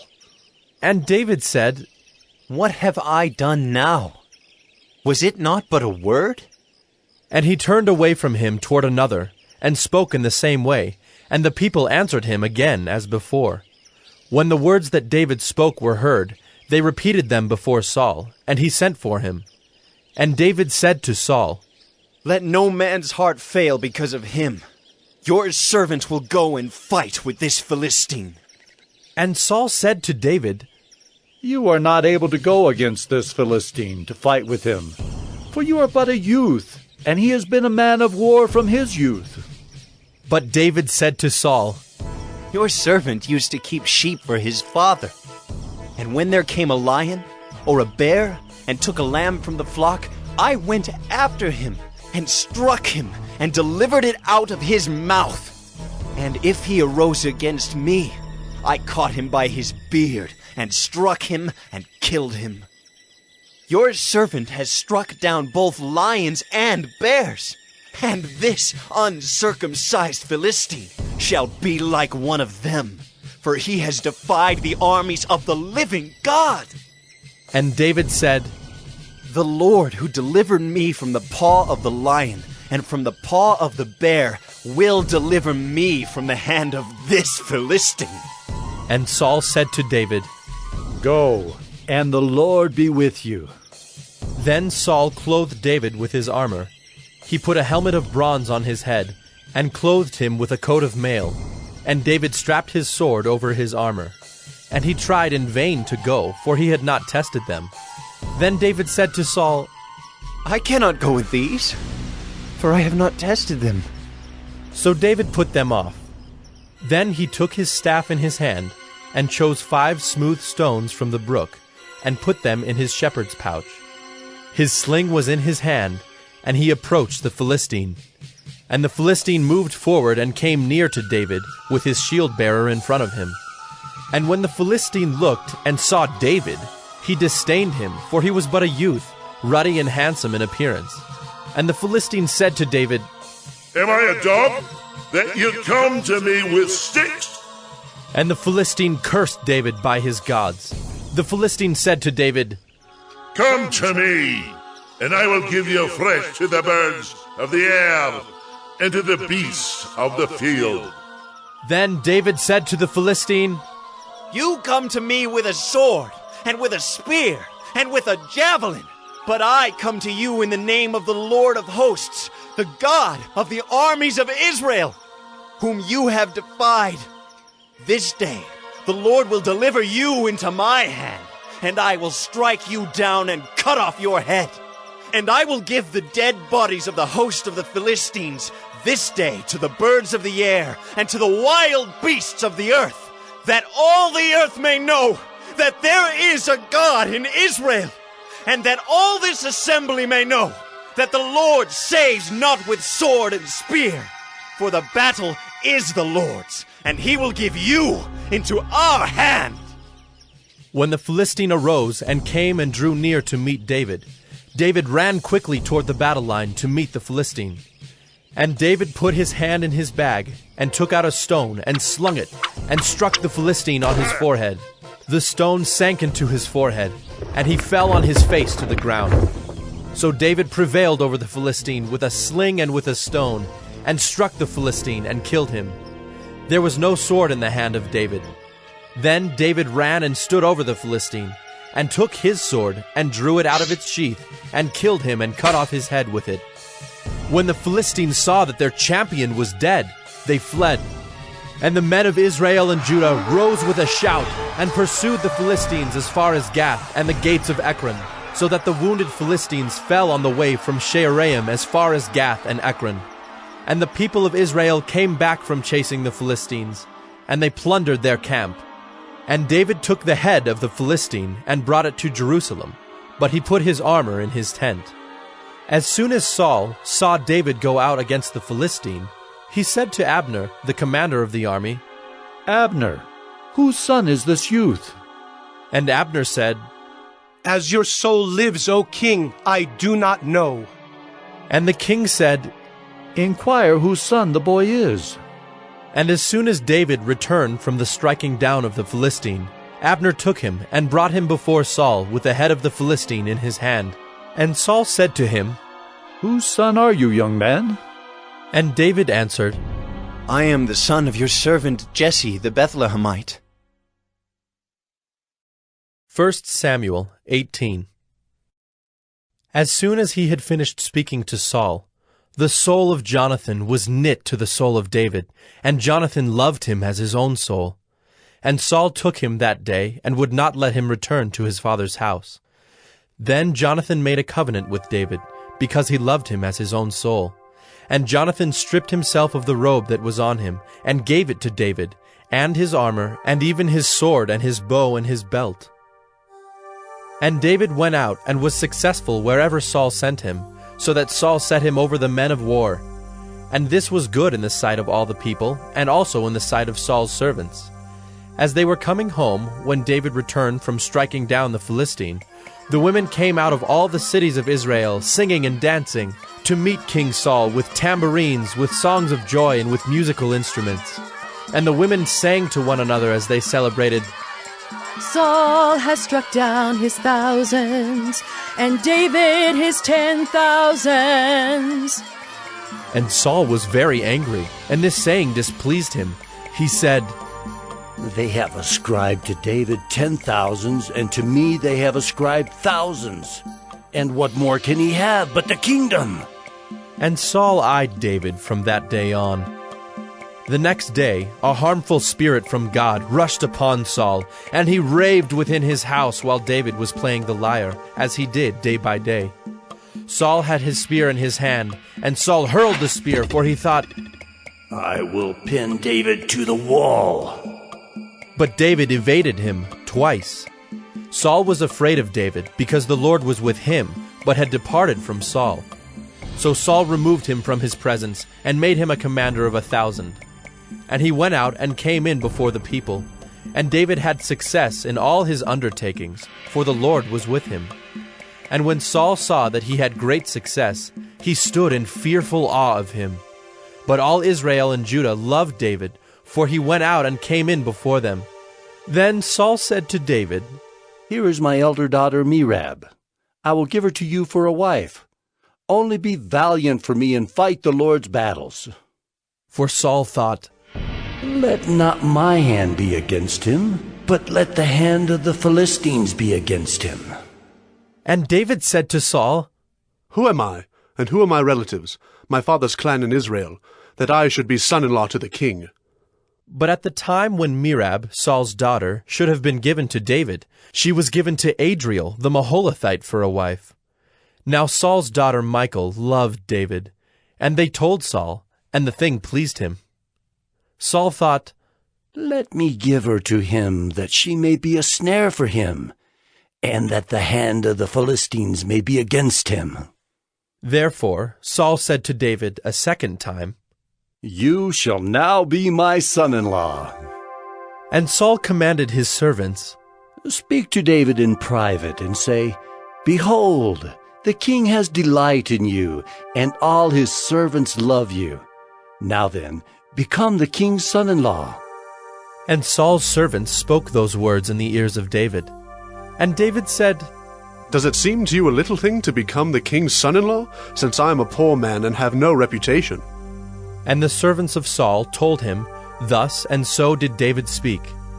Then Saul said, Thus shall you say to David, The king desires no bride price, except 100 foreskins of the Philistines, that he may be avenged of the king's enemies.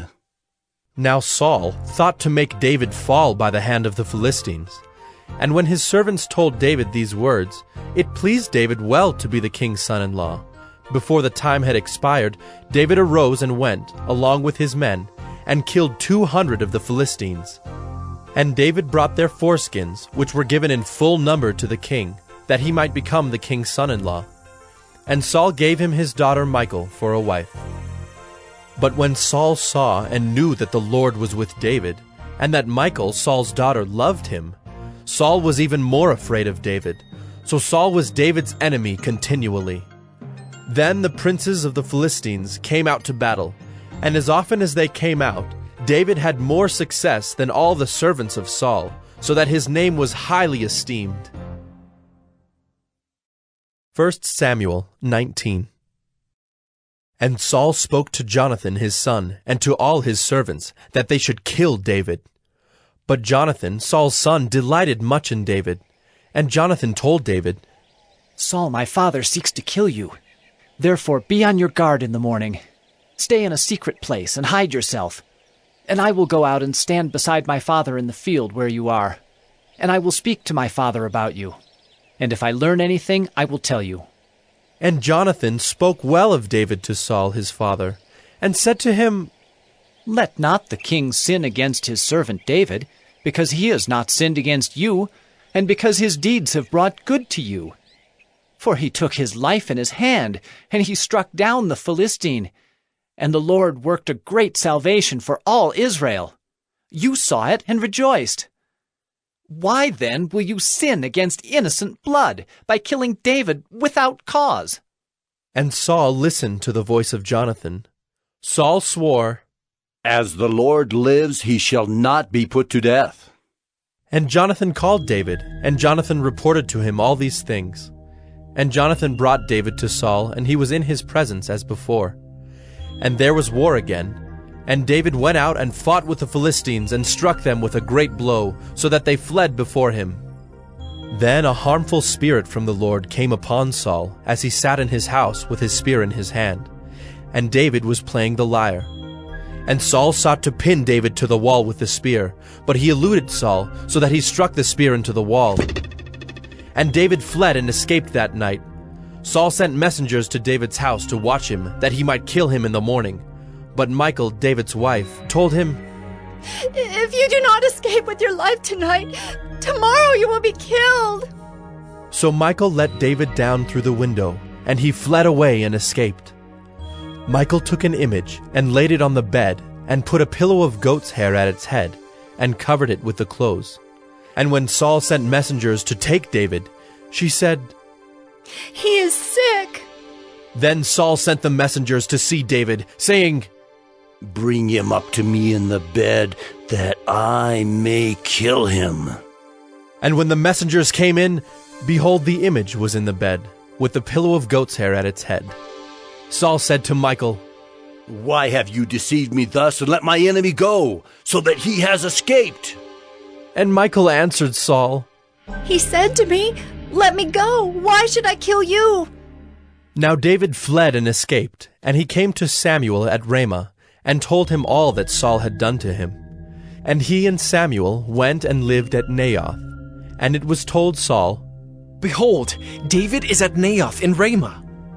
Then Saul sent messengers to take David, And when they saw the company of the prophets prophesying, and Samuel standing as head over them, the Spirit of God came upon the messengers of Saul, and they also prophesied. When it was told Saul, he sent other messengers, and they also prophesied. And Saul sent messengers again, the third time, and they also prophesied. Then he himself went to Ramah, and came to the great well that is in Secu, and he asked, Where are Samuel and David? And one said, Behold, they are at Naioth in Ramah. And he went there to Naioth in Ramah, and the Spirit of God came upon him also. And as he went, he prophesied until he came to Naioth in Ramah. And he too stripped off his clothes, and he too prophesied before Samuel, and lay naked all that day and all that night. Thus it is said, Is Saul also among the prophets? 1 Samuel 20. Then David fled from Naioth in Ramah, and came and said before Jonathan, What have I done? What is my guilt? And what is my sin before your father, that he seeks my life? And he said to him, Far from it. You shall not die. Behold, my father does nothing, either great or small, without disclosing it to me. And why should my father hide this from me? It is not so. But David vowed again, saying, Your father knows well that I have found favor in your eyes, and he thinks, Do not let Jonathan know this, lest he be grieved. But truly, as the Lord lives, and as your soul lives, there is but a step between me and death. Then Jonathan said to David, Whatever you say, I will do for you. David said to Jonathan, Behold, tomorrow is the new moon, and I should not fail to sit at table with the king, but let me go, that I may hide myself in the field till the third day at evening. If your father misses me at all, then say, David earnestly asked leave of me to run to Bethlehem his city, for there is a yearly sacrifice there for all the clan.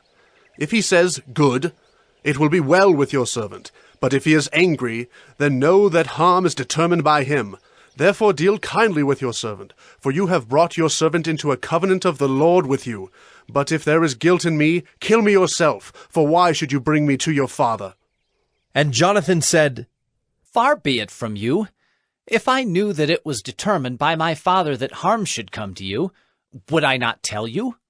Then David said to Jonathan, Who will tell me if your father answers you roughly?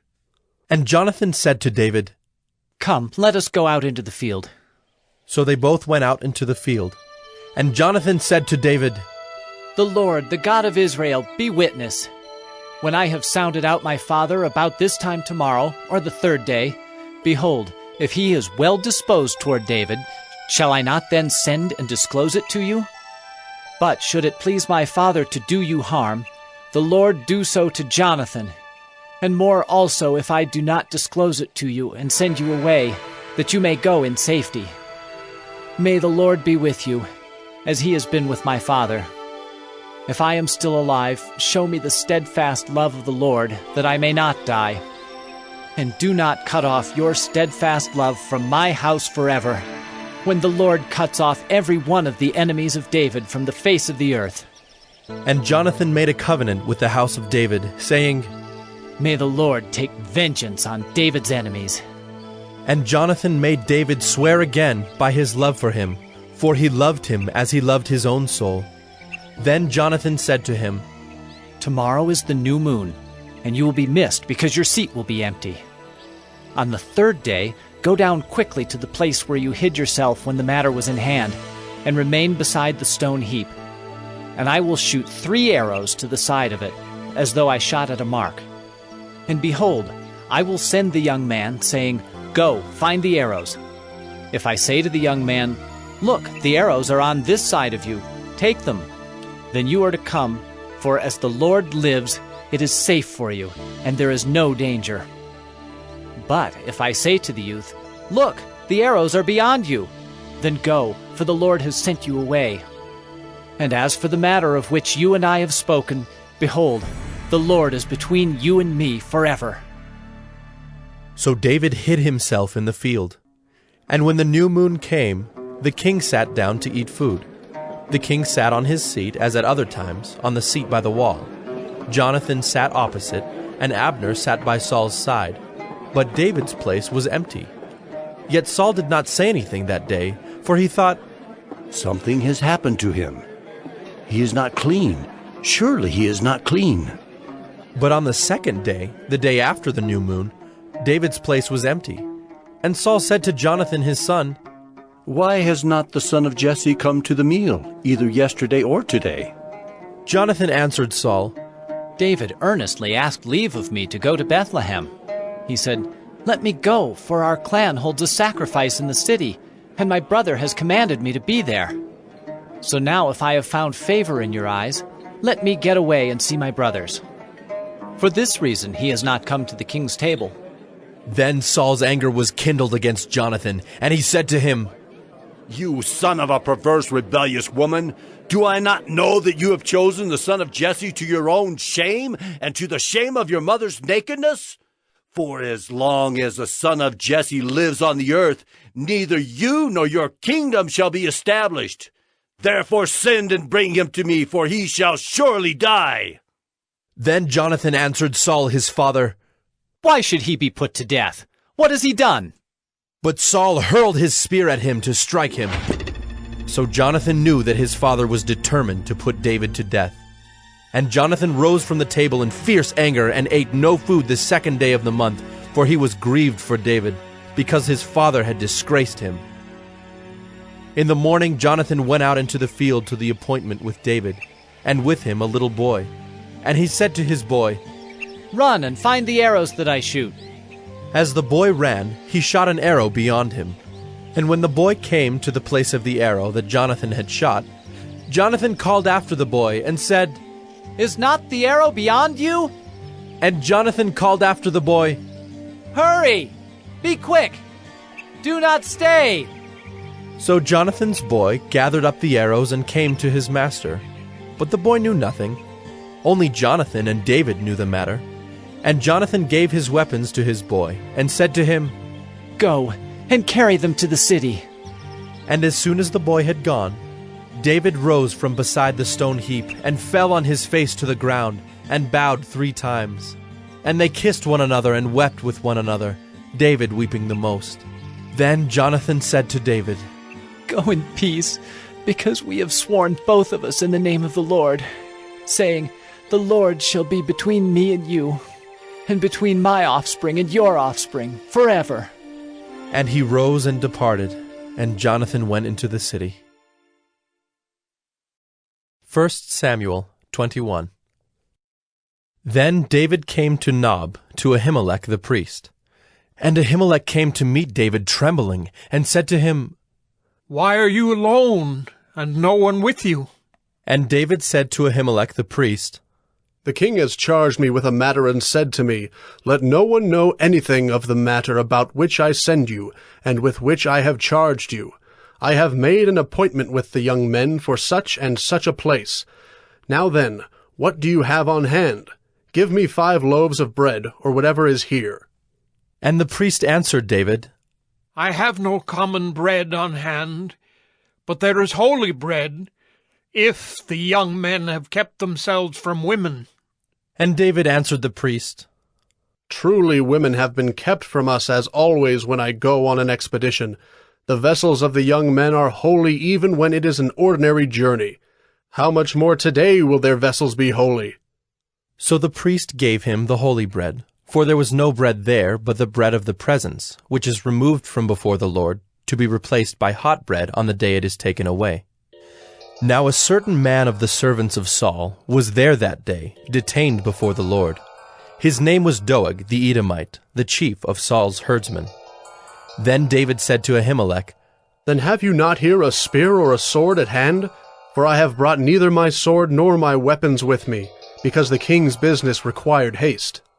And the priest said, "The sword of Goliath the Philistine, whom you struck down in the valley of Elah, behold, it is here wrapped in a cloth behind the ephod. If you will take that, take it, for there is none but that here." And David said, "There is none like that. Give it to me." And David rose and fled that day from Saul, and went to Achish the king of Gath. And the servants of Achish said to him, Is not this David the king of the land? Did they not sing to one another of him in dances? Saul has struck down his thousands, and David his 10,000s. And David took these words to heart, and was much afraid of Achish, the king of Gath. So he changed his behavior before them, and pretended to be insane in their hands, and made marks on the doors of the gate, and let his spittle run down his beard. Then Achish said to his servants, Behold, you see the man is mad. Why then have you brought him to me? Do I lack madmen, that you have brought this fellow to behave as a madman in my presence? Shall this fellow come into my house? 1 Samuel 22. David departed from there, and escaped to the cave of Adullam. And when his brothers and all his father's house heard it, they went down there to him. And everyone who was in distress, and everyone who was in debt, and everyone who was bitter in soul, gathered to him, and he became captain over them. And there were with him about 400 men. And David went from there to Mizpeh of Moab. And he said to the king of Moab, Please let my father and mother stay with you, till I know what God will do for me. And he left them with the king of Moab, and they stayed with him all the time that David was in the stronghold. Then the prophet Gad said to David, Do not remain in the stronghold. Depart, and go into the land of Judah. So David departed, and went into the forest of Hereth. Now Saul heard that David was discovered, and the men who were with him. Saul was sitting at Gibeah, under the tamarisk tree on the height, with his spear in his hand, and all his servants were standing about him. And Saul said to his servants who stood about him, Hear now, people of Benjamin. Will the son of Jesse give every one of you fields and vineyards? Will he make you all commanders of thousands and commanders of hundreds? That all of you have conspired against me? No one discloses to me when my son makes a covenant with the son of Jesse. None of you is sorry for me, or discloses to me that my son has stirred up my servant against me to lie in wait as at this day. Then answered Doeg the Edomite, who stood by the servants of Saul, I saw the son of Jesse come into Nob to Ahimelech, the son of Ahitub, and he inquired of the Lord for him, and gave him provisions, and gave him the sword of Goliath the Philistine. Then the king sent to summon Ahimelech the priest, the son of Ahitub, and all his father's house, the priests who were at Nob, and all of them came to the king. And Saul said, Hear now, son of Ahitub. And he answered, Here I am, my lord. And Saul said to him, Why have you conspired against me, you and the son of Jesse, in that you have given him bread and a sword, and have inquired of God for him, so that he has risen against me to lie in wait, as at this day? Then Ahimelech answered the king, And who among all your servants is so faithful as David, who is the king's son-in-law, and captain over your bodyguard, and honored in your house? Is today the first time that I have inquired of God for him? No. Let not the king impute anything to his servant, or to all the house of my father, for your servant has known nothing of all this, much or little. And the king said, You shall surely die, Ahimelech, you and all your father's house. And the king said to the guard who stood about him, Turn and kill the priests of the Lord, because their hand also is with David, and they knew that he fled and did not disclose it to me. But the servants of the king would not put out their hand to strike the priests of the Lord. Then the king said to Doeg, You, turn and strike the priests. And Doeg the Edomite turned and struck down the priests, and he killed on that day 85 persons who wore the linen ephod. And Nob, the city of the priests, he put to the sword. Both man and woman, child and infant, ox, donkey, and sheep he put to the sword. But one of the sons of Ahimelech, the son of Ahitub, named Abiathar, escaped and fled after David. And Abiathar told David that Saul had killed the priests of the Lord. And David said to Abiathar, I knew on that day, when Doeg the Edomite was there, that he would surely tell Saul, I have occasioned the death of all the persons of your father's house. Stay with me, do not be afraid, for he who seeks my life seeks your life. With me you shall be in safe keeping. 1 Samuel 23. Now they told David, Behold, the Philistines are fighting against Keilah and are robbing the threshing floors. Therefore David inquired of the Lord, Shall I go and attack these Philistines? And the Lord said to David, Go and attack the Philistines and save Keilah. But David's men said to him, Behold, we are afraid here in Judah. How much more then if we go to Keilah against the armies of the Philistines? Then David inquired of the Lord again, and the Lord answered him, Arise, go down to Keilah, for I will give the Philistines into your hand.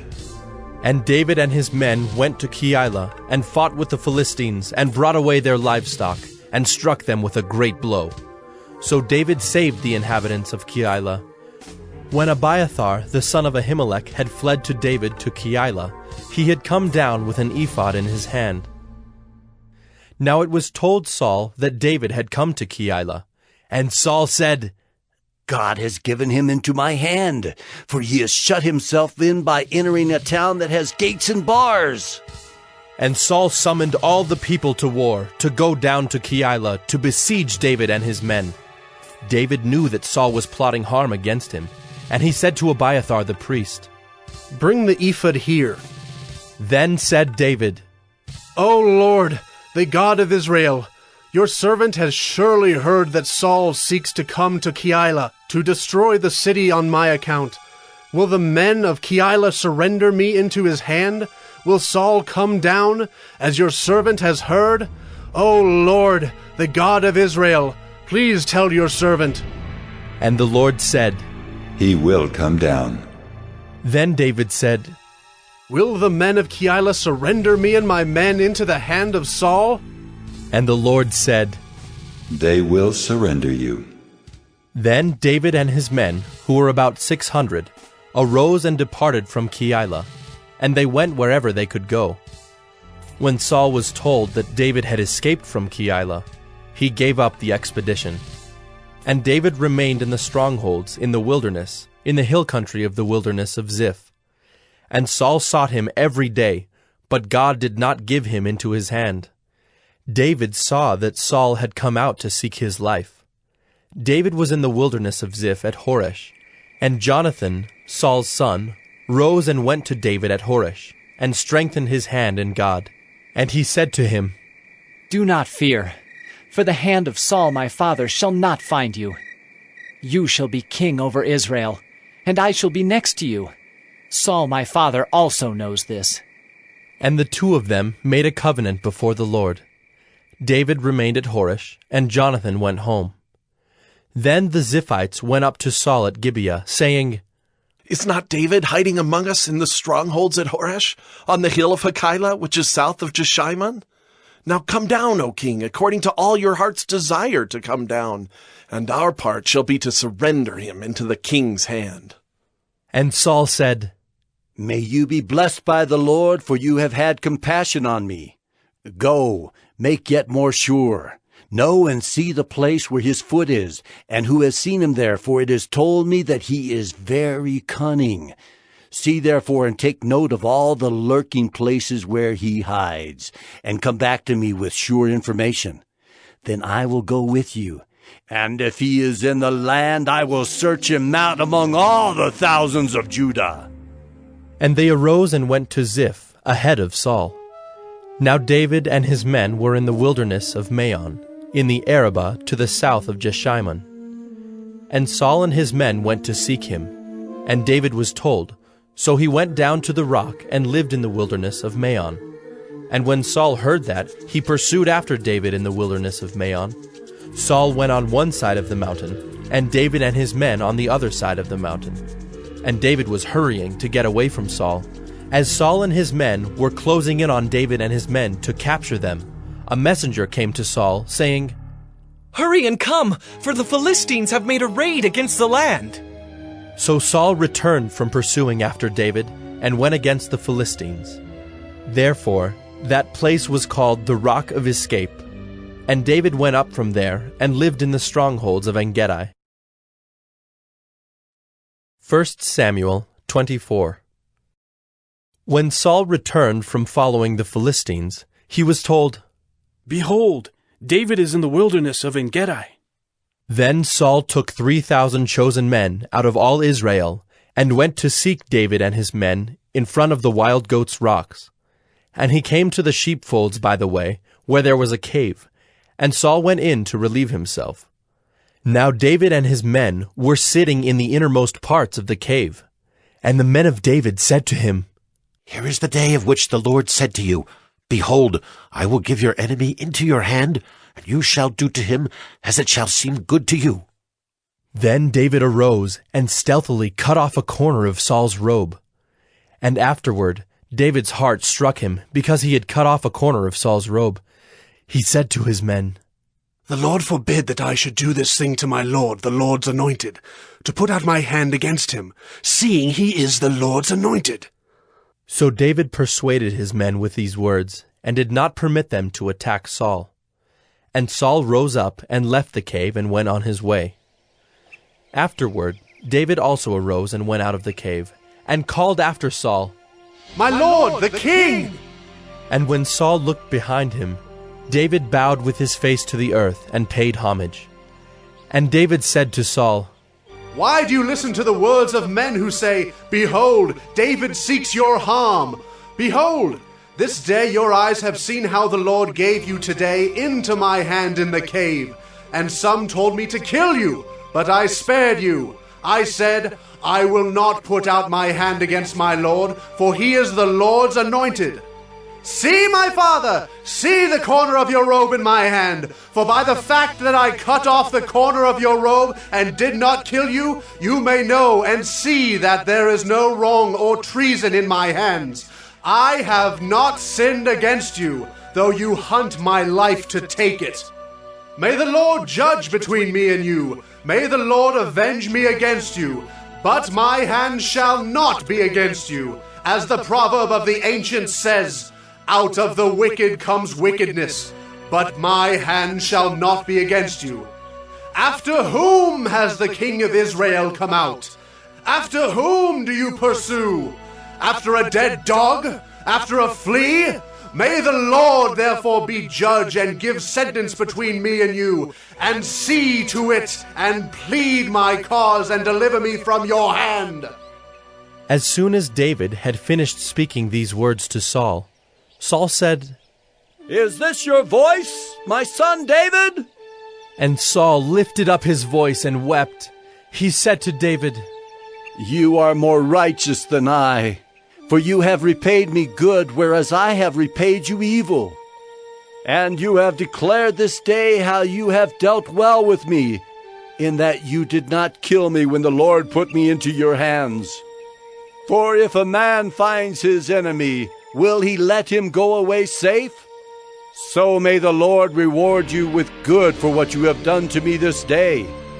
And now, behold, I know that you shall surely be king, and that the kingdom of Israel shall be established in your hand. Swear to me, therefore, by the Lord, that you will not cut off my offspring after me, and that you will not destroy my name out of my father's house." And David swore this to Saul. Then Saul went home, but David and his men went up to the stronghold. 1 Samuel 25.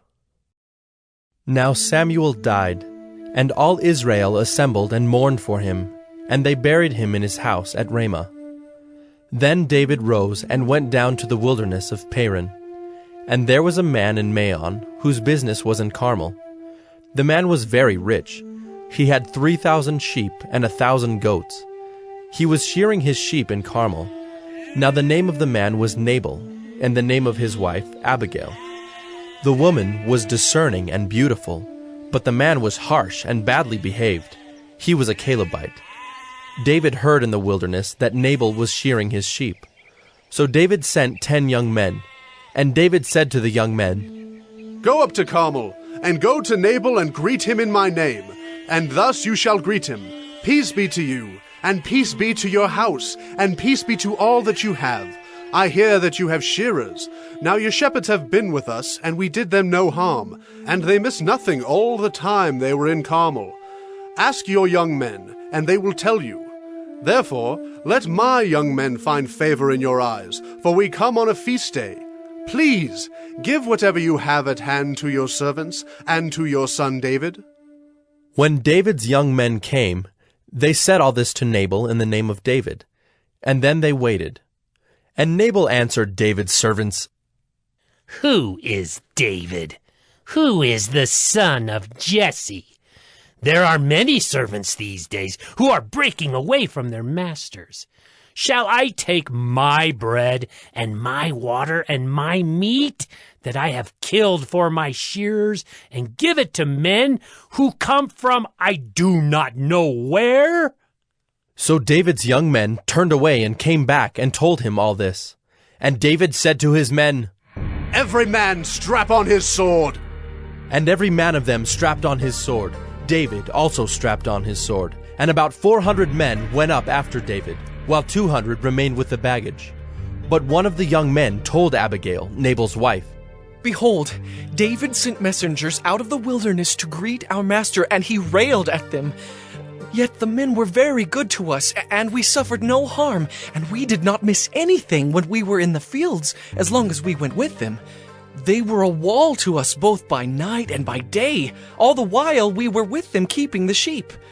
Now therefore know this, and consider what you should do, for harm is determined against our master and against all his house, and he is such a worthless man that one cannot speak to him.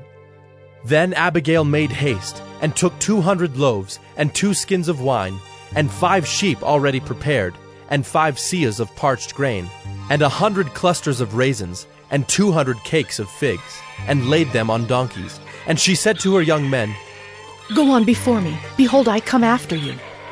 But she did not tell her husband Nabal. And as she rode on the donkey, and came down under cover of the mountain, behold, David and his men came down toward her, and she met them. Now David had said, Surely in vain have I guarded all that this fellow has in the wilderness, so that nothing was missed of all that belonged to him, and he has returned me evil for good.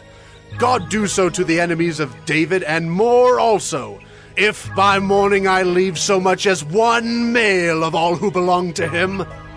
When Abigail saw David, she hurried and got down from the donkey, and fell before David on her face, and bowed to the ground. She fell at his feet, and said, On me alone, my lord, be the guilt.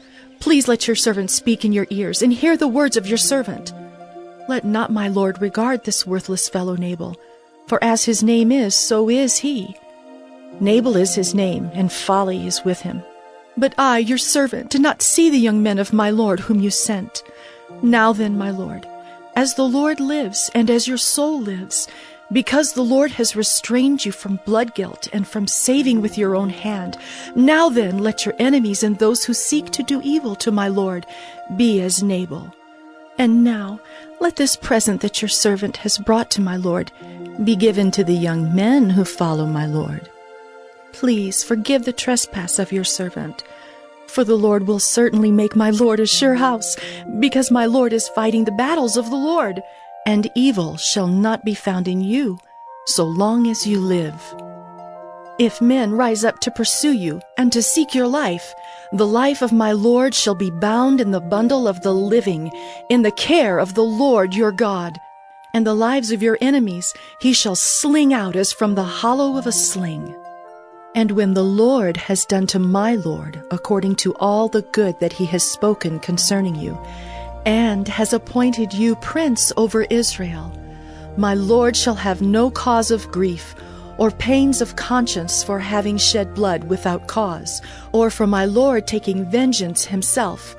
And when the Lord has dealt well with my Lord, then remember your servant. And David said to Abigail, Blessed be the Lord, the God of Israel, who sent you this day to meet me. Blessed be your discretion, and blessed be you, who have kept me this day from blood guilt, and from avenging myself with my own hand. For as surely as the Lord, the God of Israel, lives, who has restrained me from hurting you, unless you had hurried and come to meet me, truly by morning there had not been left to Nabal so much as one male. Then David received from her hand what she had brought him. And he said to her, Go up in peace to your house. See, I have obeyed your voice, and I have granted your petition. And Abigail came to Nabal, and behold, he was holding a feast in his house, like the feast of a king. And Nabal's heart was merry within him, for he was very drunk. So she told him nothing at all until the morning light. In the morning, when the wine had gone out of Nabal, his wife told him these things, and his heart died within him, and he became as a stone. And about 10 days later the Lord struck Nabal, and he died. When David heard that Nabal was dead, he said, Blessed be the Lord who has avenged the insult I received at the hand of Nabal, and has kept back his servant from wrongdoing. The Lord has returned the evil of Nabal on his own head. Then David sent and spoke to Abigail to take her as his wife. When the servants of David came to Abigail at Carmel, they said to her, David has sent us to you to take you to him as his wife. And she rose and bowed with her face to the ground, and said, Behold, your handmaid is a servant to wash the feet of the servants of my Lord. And Abigail hurried and rose and mounted a donkey, and her 5 young women attended her. She followed the messengers of David and became his wife. David also took Ahinoam of Jezreel, and both of them became his wives. Saul had given Michal his daughter, David's wife, to Paltai the son of Laish, who was of Gallim. 1 Samuel 26. Then the Ziphites came to Saul at Gibeah, saying, Is not David hiding himself on the hill of Hachilah, which is on the east of Jeshimon? So Saul arose and went down to the wilderness of Ziph, with 3,000 chosen men of Israel, to seek David in the wilderness of Ziph. And Saul encamped on the hill of Hachilah, which is beside the road on the east of Jeshimon. But David remained in the wilderness. When he saw that Saul came after him into the wilderness, David sent out spies, and learned that Saul had come. Then David rose and came to the place where Saul had encamped.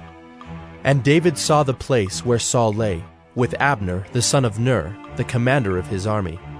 Saul was lying within the encampment, while the army was encamped around him. Then David said to Ahimelech the Hittite, and to Joab's brother Abishai, the son of Zeruiah, Who will go down with me into the camp to Saul? And Abishai said, I will go down with you. So David and Abishai went to the army by night.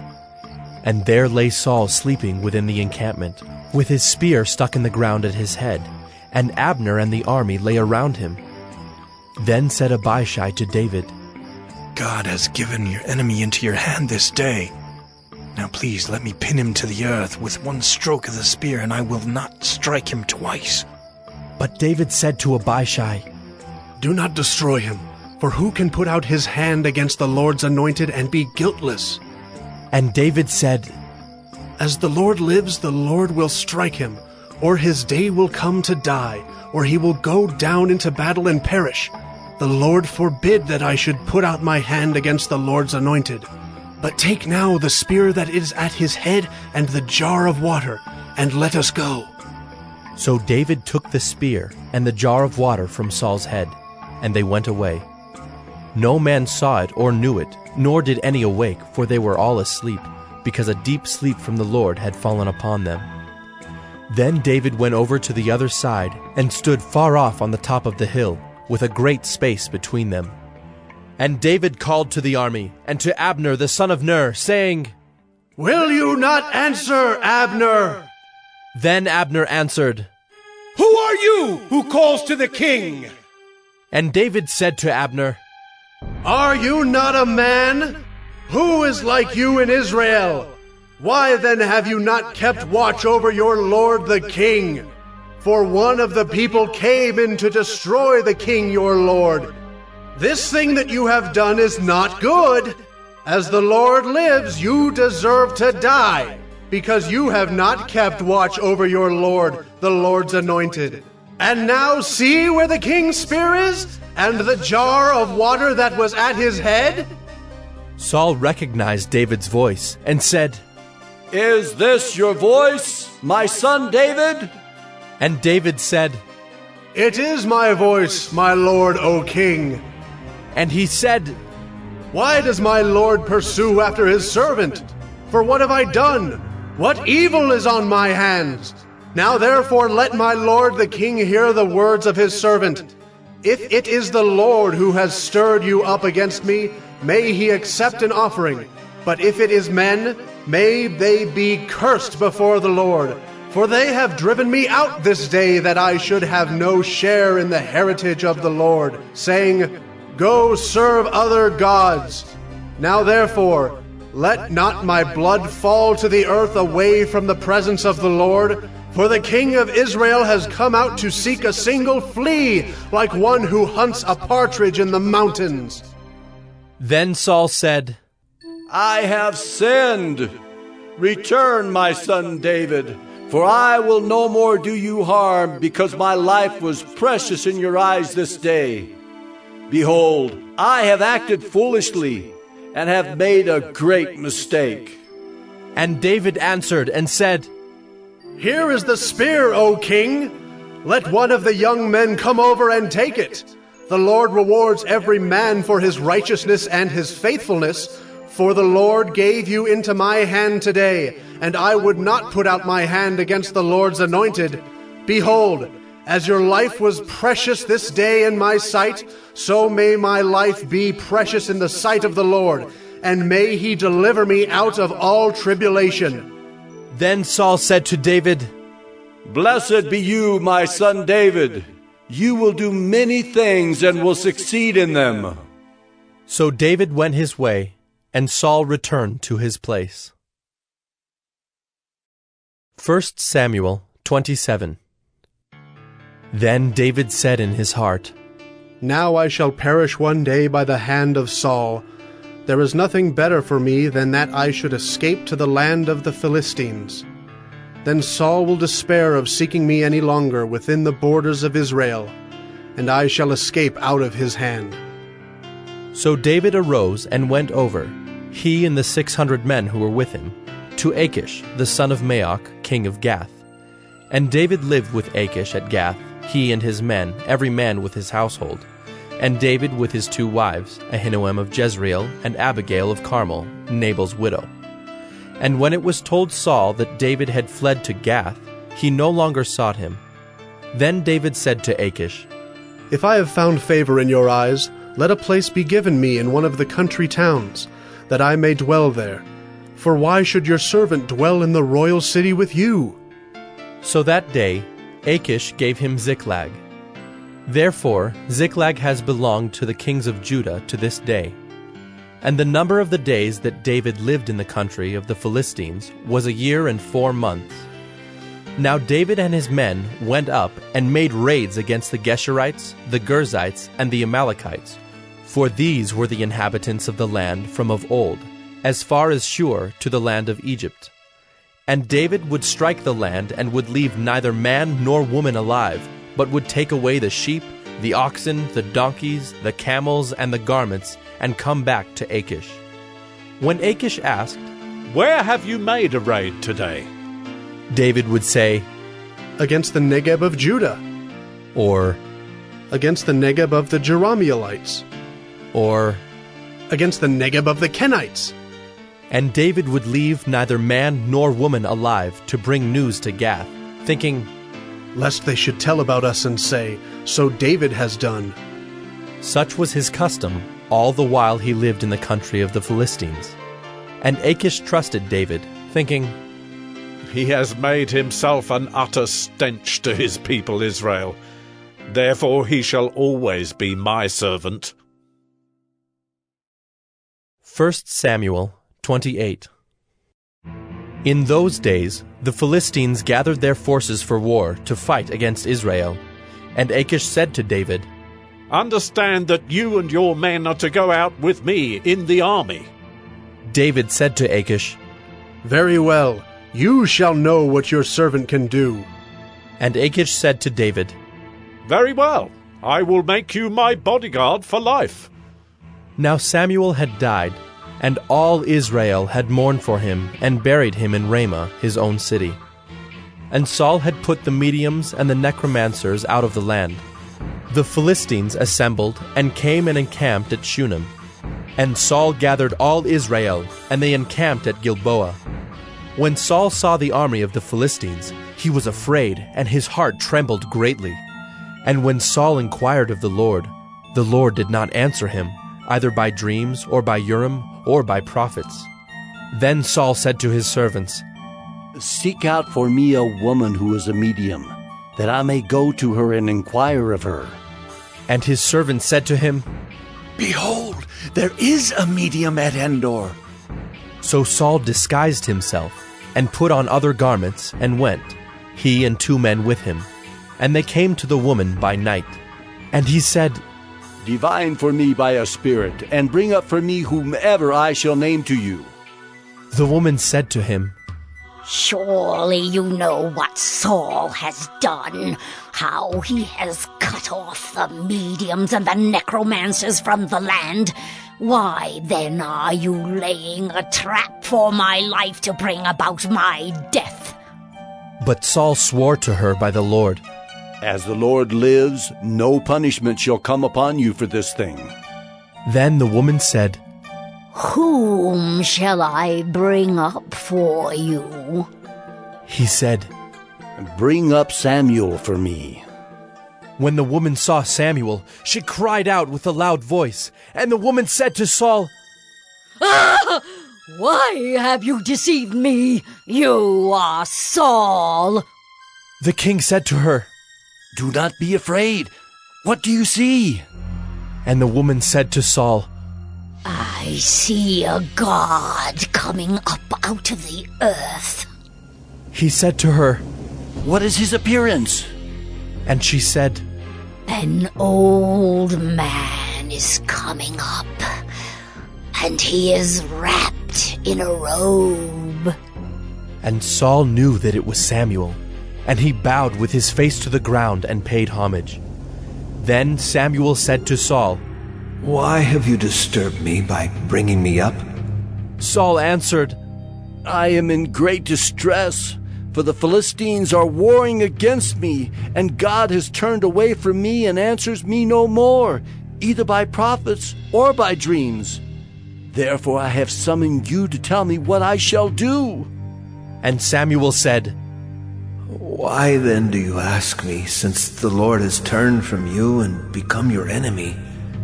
The Lord has done to you as he spoke by me, for the Lord has torn the kingdom out of your hand and given it to your neighbor David, because you did not obey the voice of the Lord and did not carry out his fierce wrath against Amalek. Therefore the Lord has done this thing to you this day. Moreover, the Lord will give Israel also with you into the hand of the Philistines. And tomorrow you and your sons shall be with me. The Lord will give the army of Israel also into the hand of the Philistines. Then Saul fell at once, full length on the ground, filled with fear because of the words of Samuel. And there was no strength in him, for he had eaten nothing all day and all night. And the woman came to Saul, and when she saw that he was terrified, she said to him, Behold, your servant has obeyed you. I have taken my life in my hand and have listened to what you have said to me. Now, therefore, you also obey your servant. Let me set a morsel of bread before you, and eat, that you may have strength when you go on your way. He refused and said, I will not eat. But his servants, together with the woman, urged him, and he listened to their words. So he arose from the earth and sat on the bed. Now the woman had a fattened calf in the house, and she quickly killed it, And she took flour and kneaded it, and baked unleavened bread of it. And she put it before Saul and his servants, and they ate. Then they rose and went away that night. 1 Samuel 29. Now the Philistines had gathered all their forces at Aphek, and the Israelites were encamped by the spring that is in Jezreel. As the lords of the Philistines were passing on by hundreds and by thousands, and David and his men were passing on in the rear with Achish, the commanders of the Philistines said, "What are these Hebrews doing here?"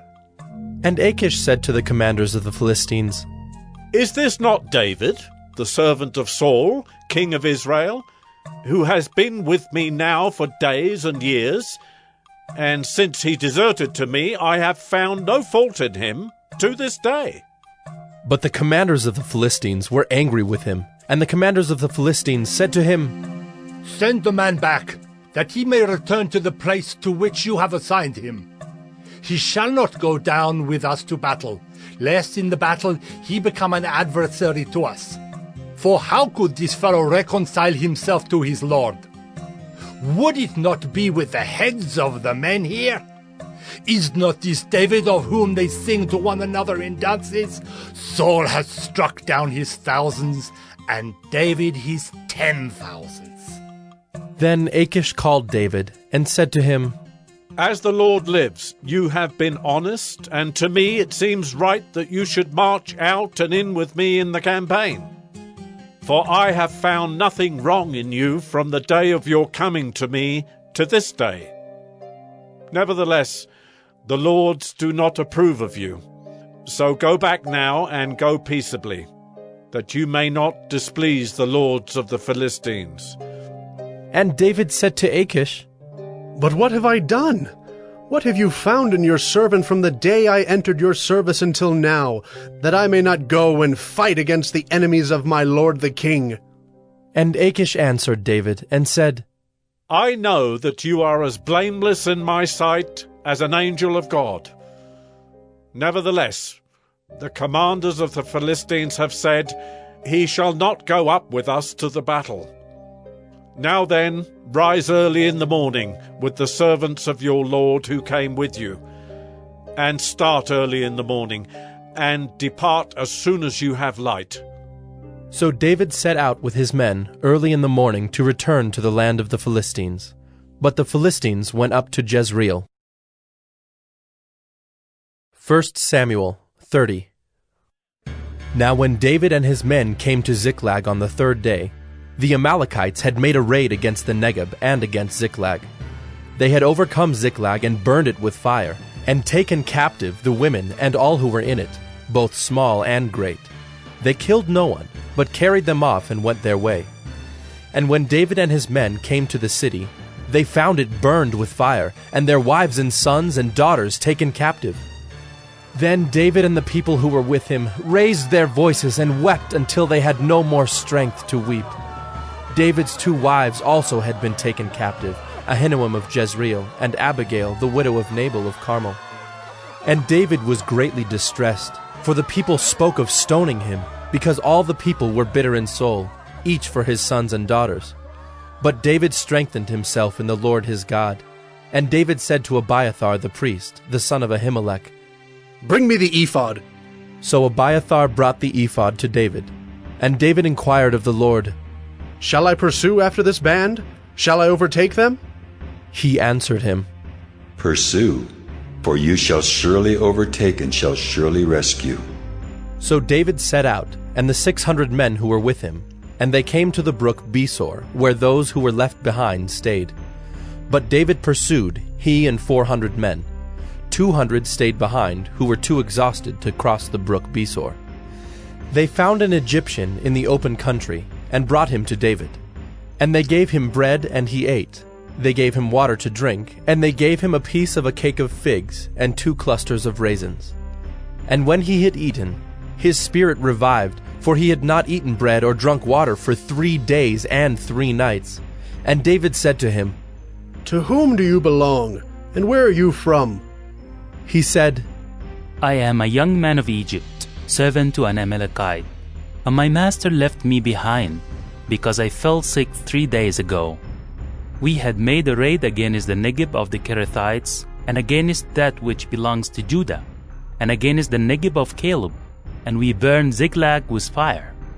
And David said to him, Will you take me down to this band? And he said, Swear to me by God that you will not kill me, or deliver me into the hands of my master, and I will take you down to this band. And when he had taken him down, behold, they were spread abroad over all the land, eating and drinking and dancing, because of all the great spoil they had taken from the land of the Philistines and from the land of Judah. And David struck them down from twilight until the evening of the next day, and not a man of them escaped, except 400 young men, who mounted camels and fled. David recovered all that the Amalekites had taken, and David rescued his 2 wives. Nothing was missing, whether small or great, sons or daughters, spoil or anything that had been taken. David brought back all. David also captured all the flocks and herds, and the people drove the livestock before him, and said, This is David's spoil. Then David came to the 200 men who had been too exhausted to follow David, and who had been left at the brook Besor. And they went out to meet David, and to meet the people who were with him. And when David came near to the people, he greeted them. Then all the wicked and worthless fellows among the men who had gone with David said, Because they did not go with us, we will not give them any of the spoil that we have recovered, except that each man may lead away his wife and children, and depart. But David said, You shall not do so, my brothers, with what the Lord has given us. He has preserved us and given into our hand the band that came against us. Who would listen to you in this matter? For as his share is who goes down into the battle, so shall his share be who stays by the baggage. They shall share alike. And he made it a statute and a rule for Israel from that day forward to this day.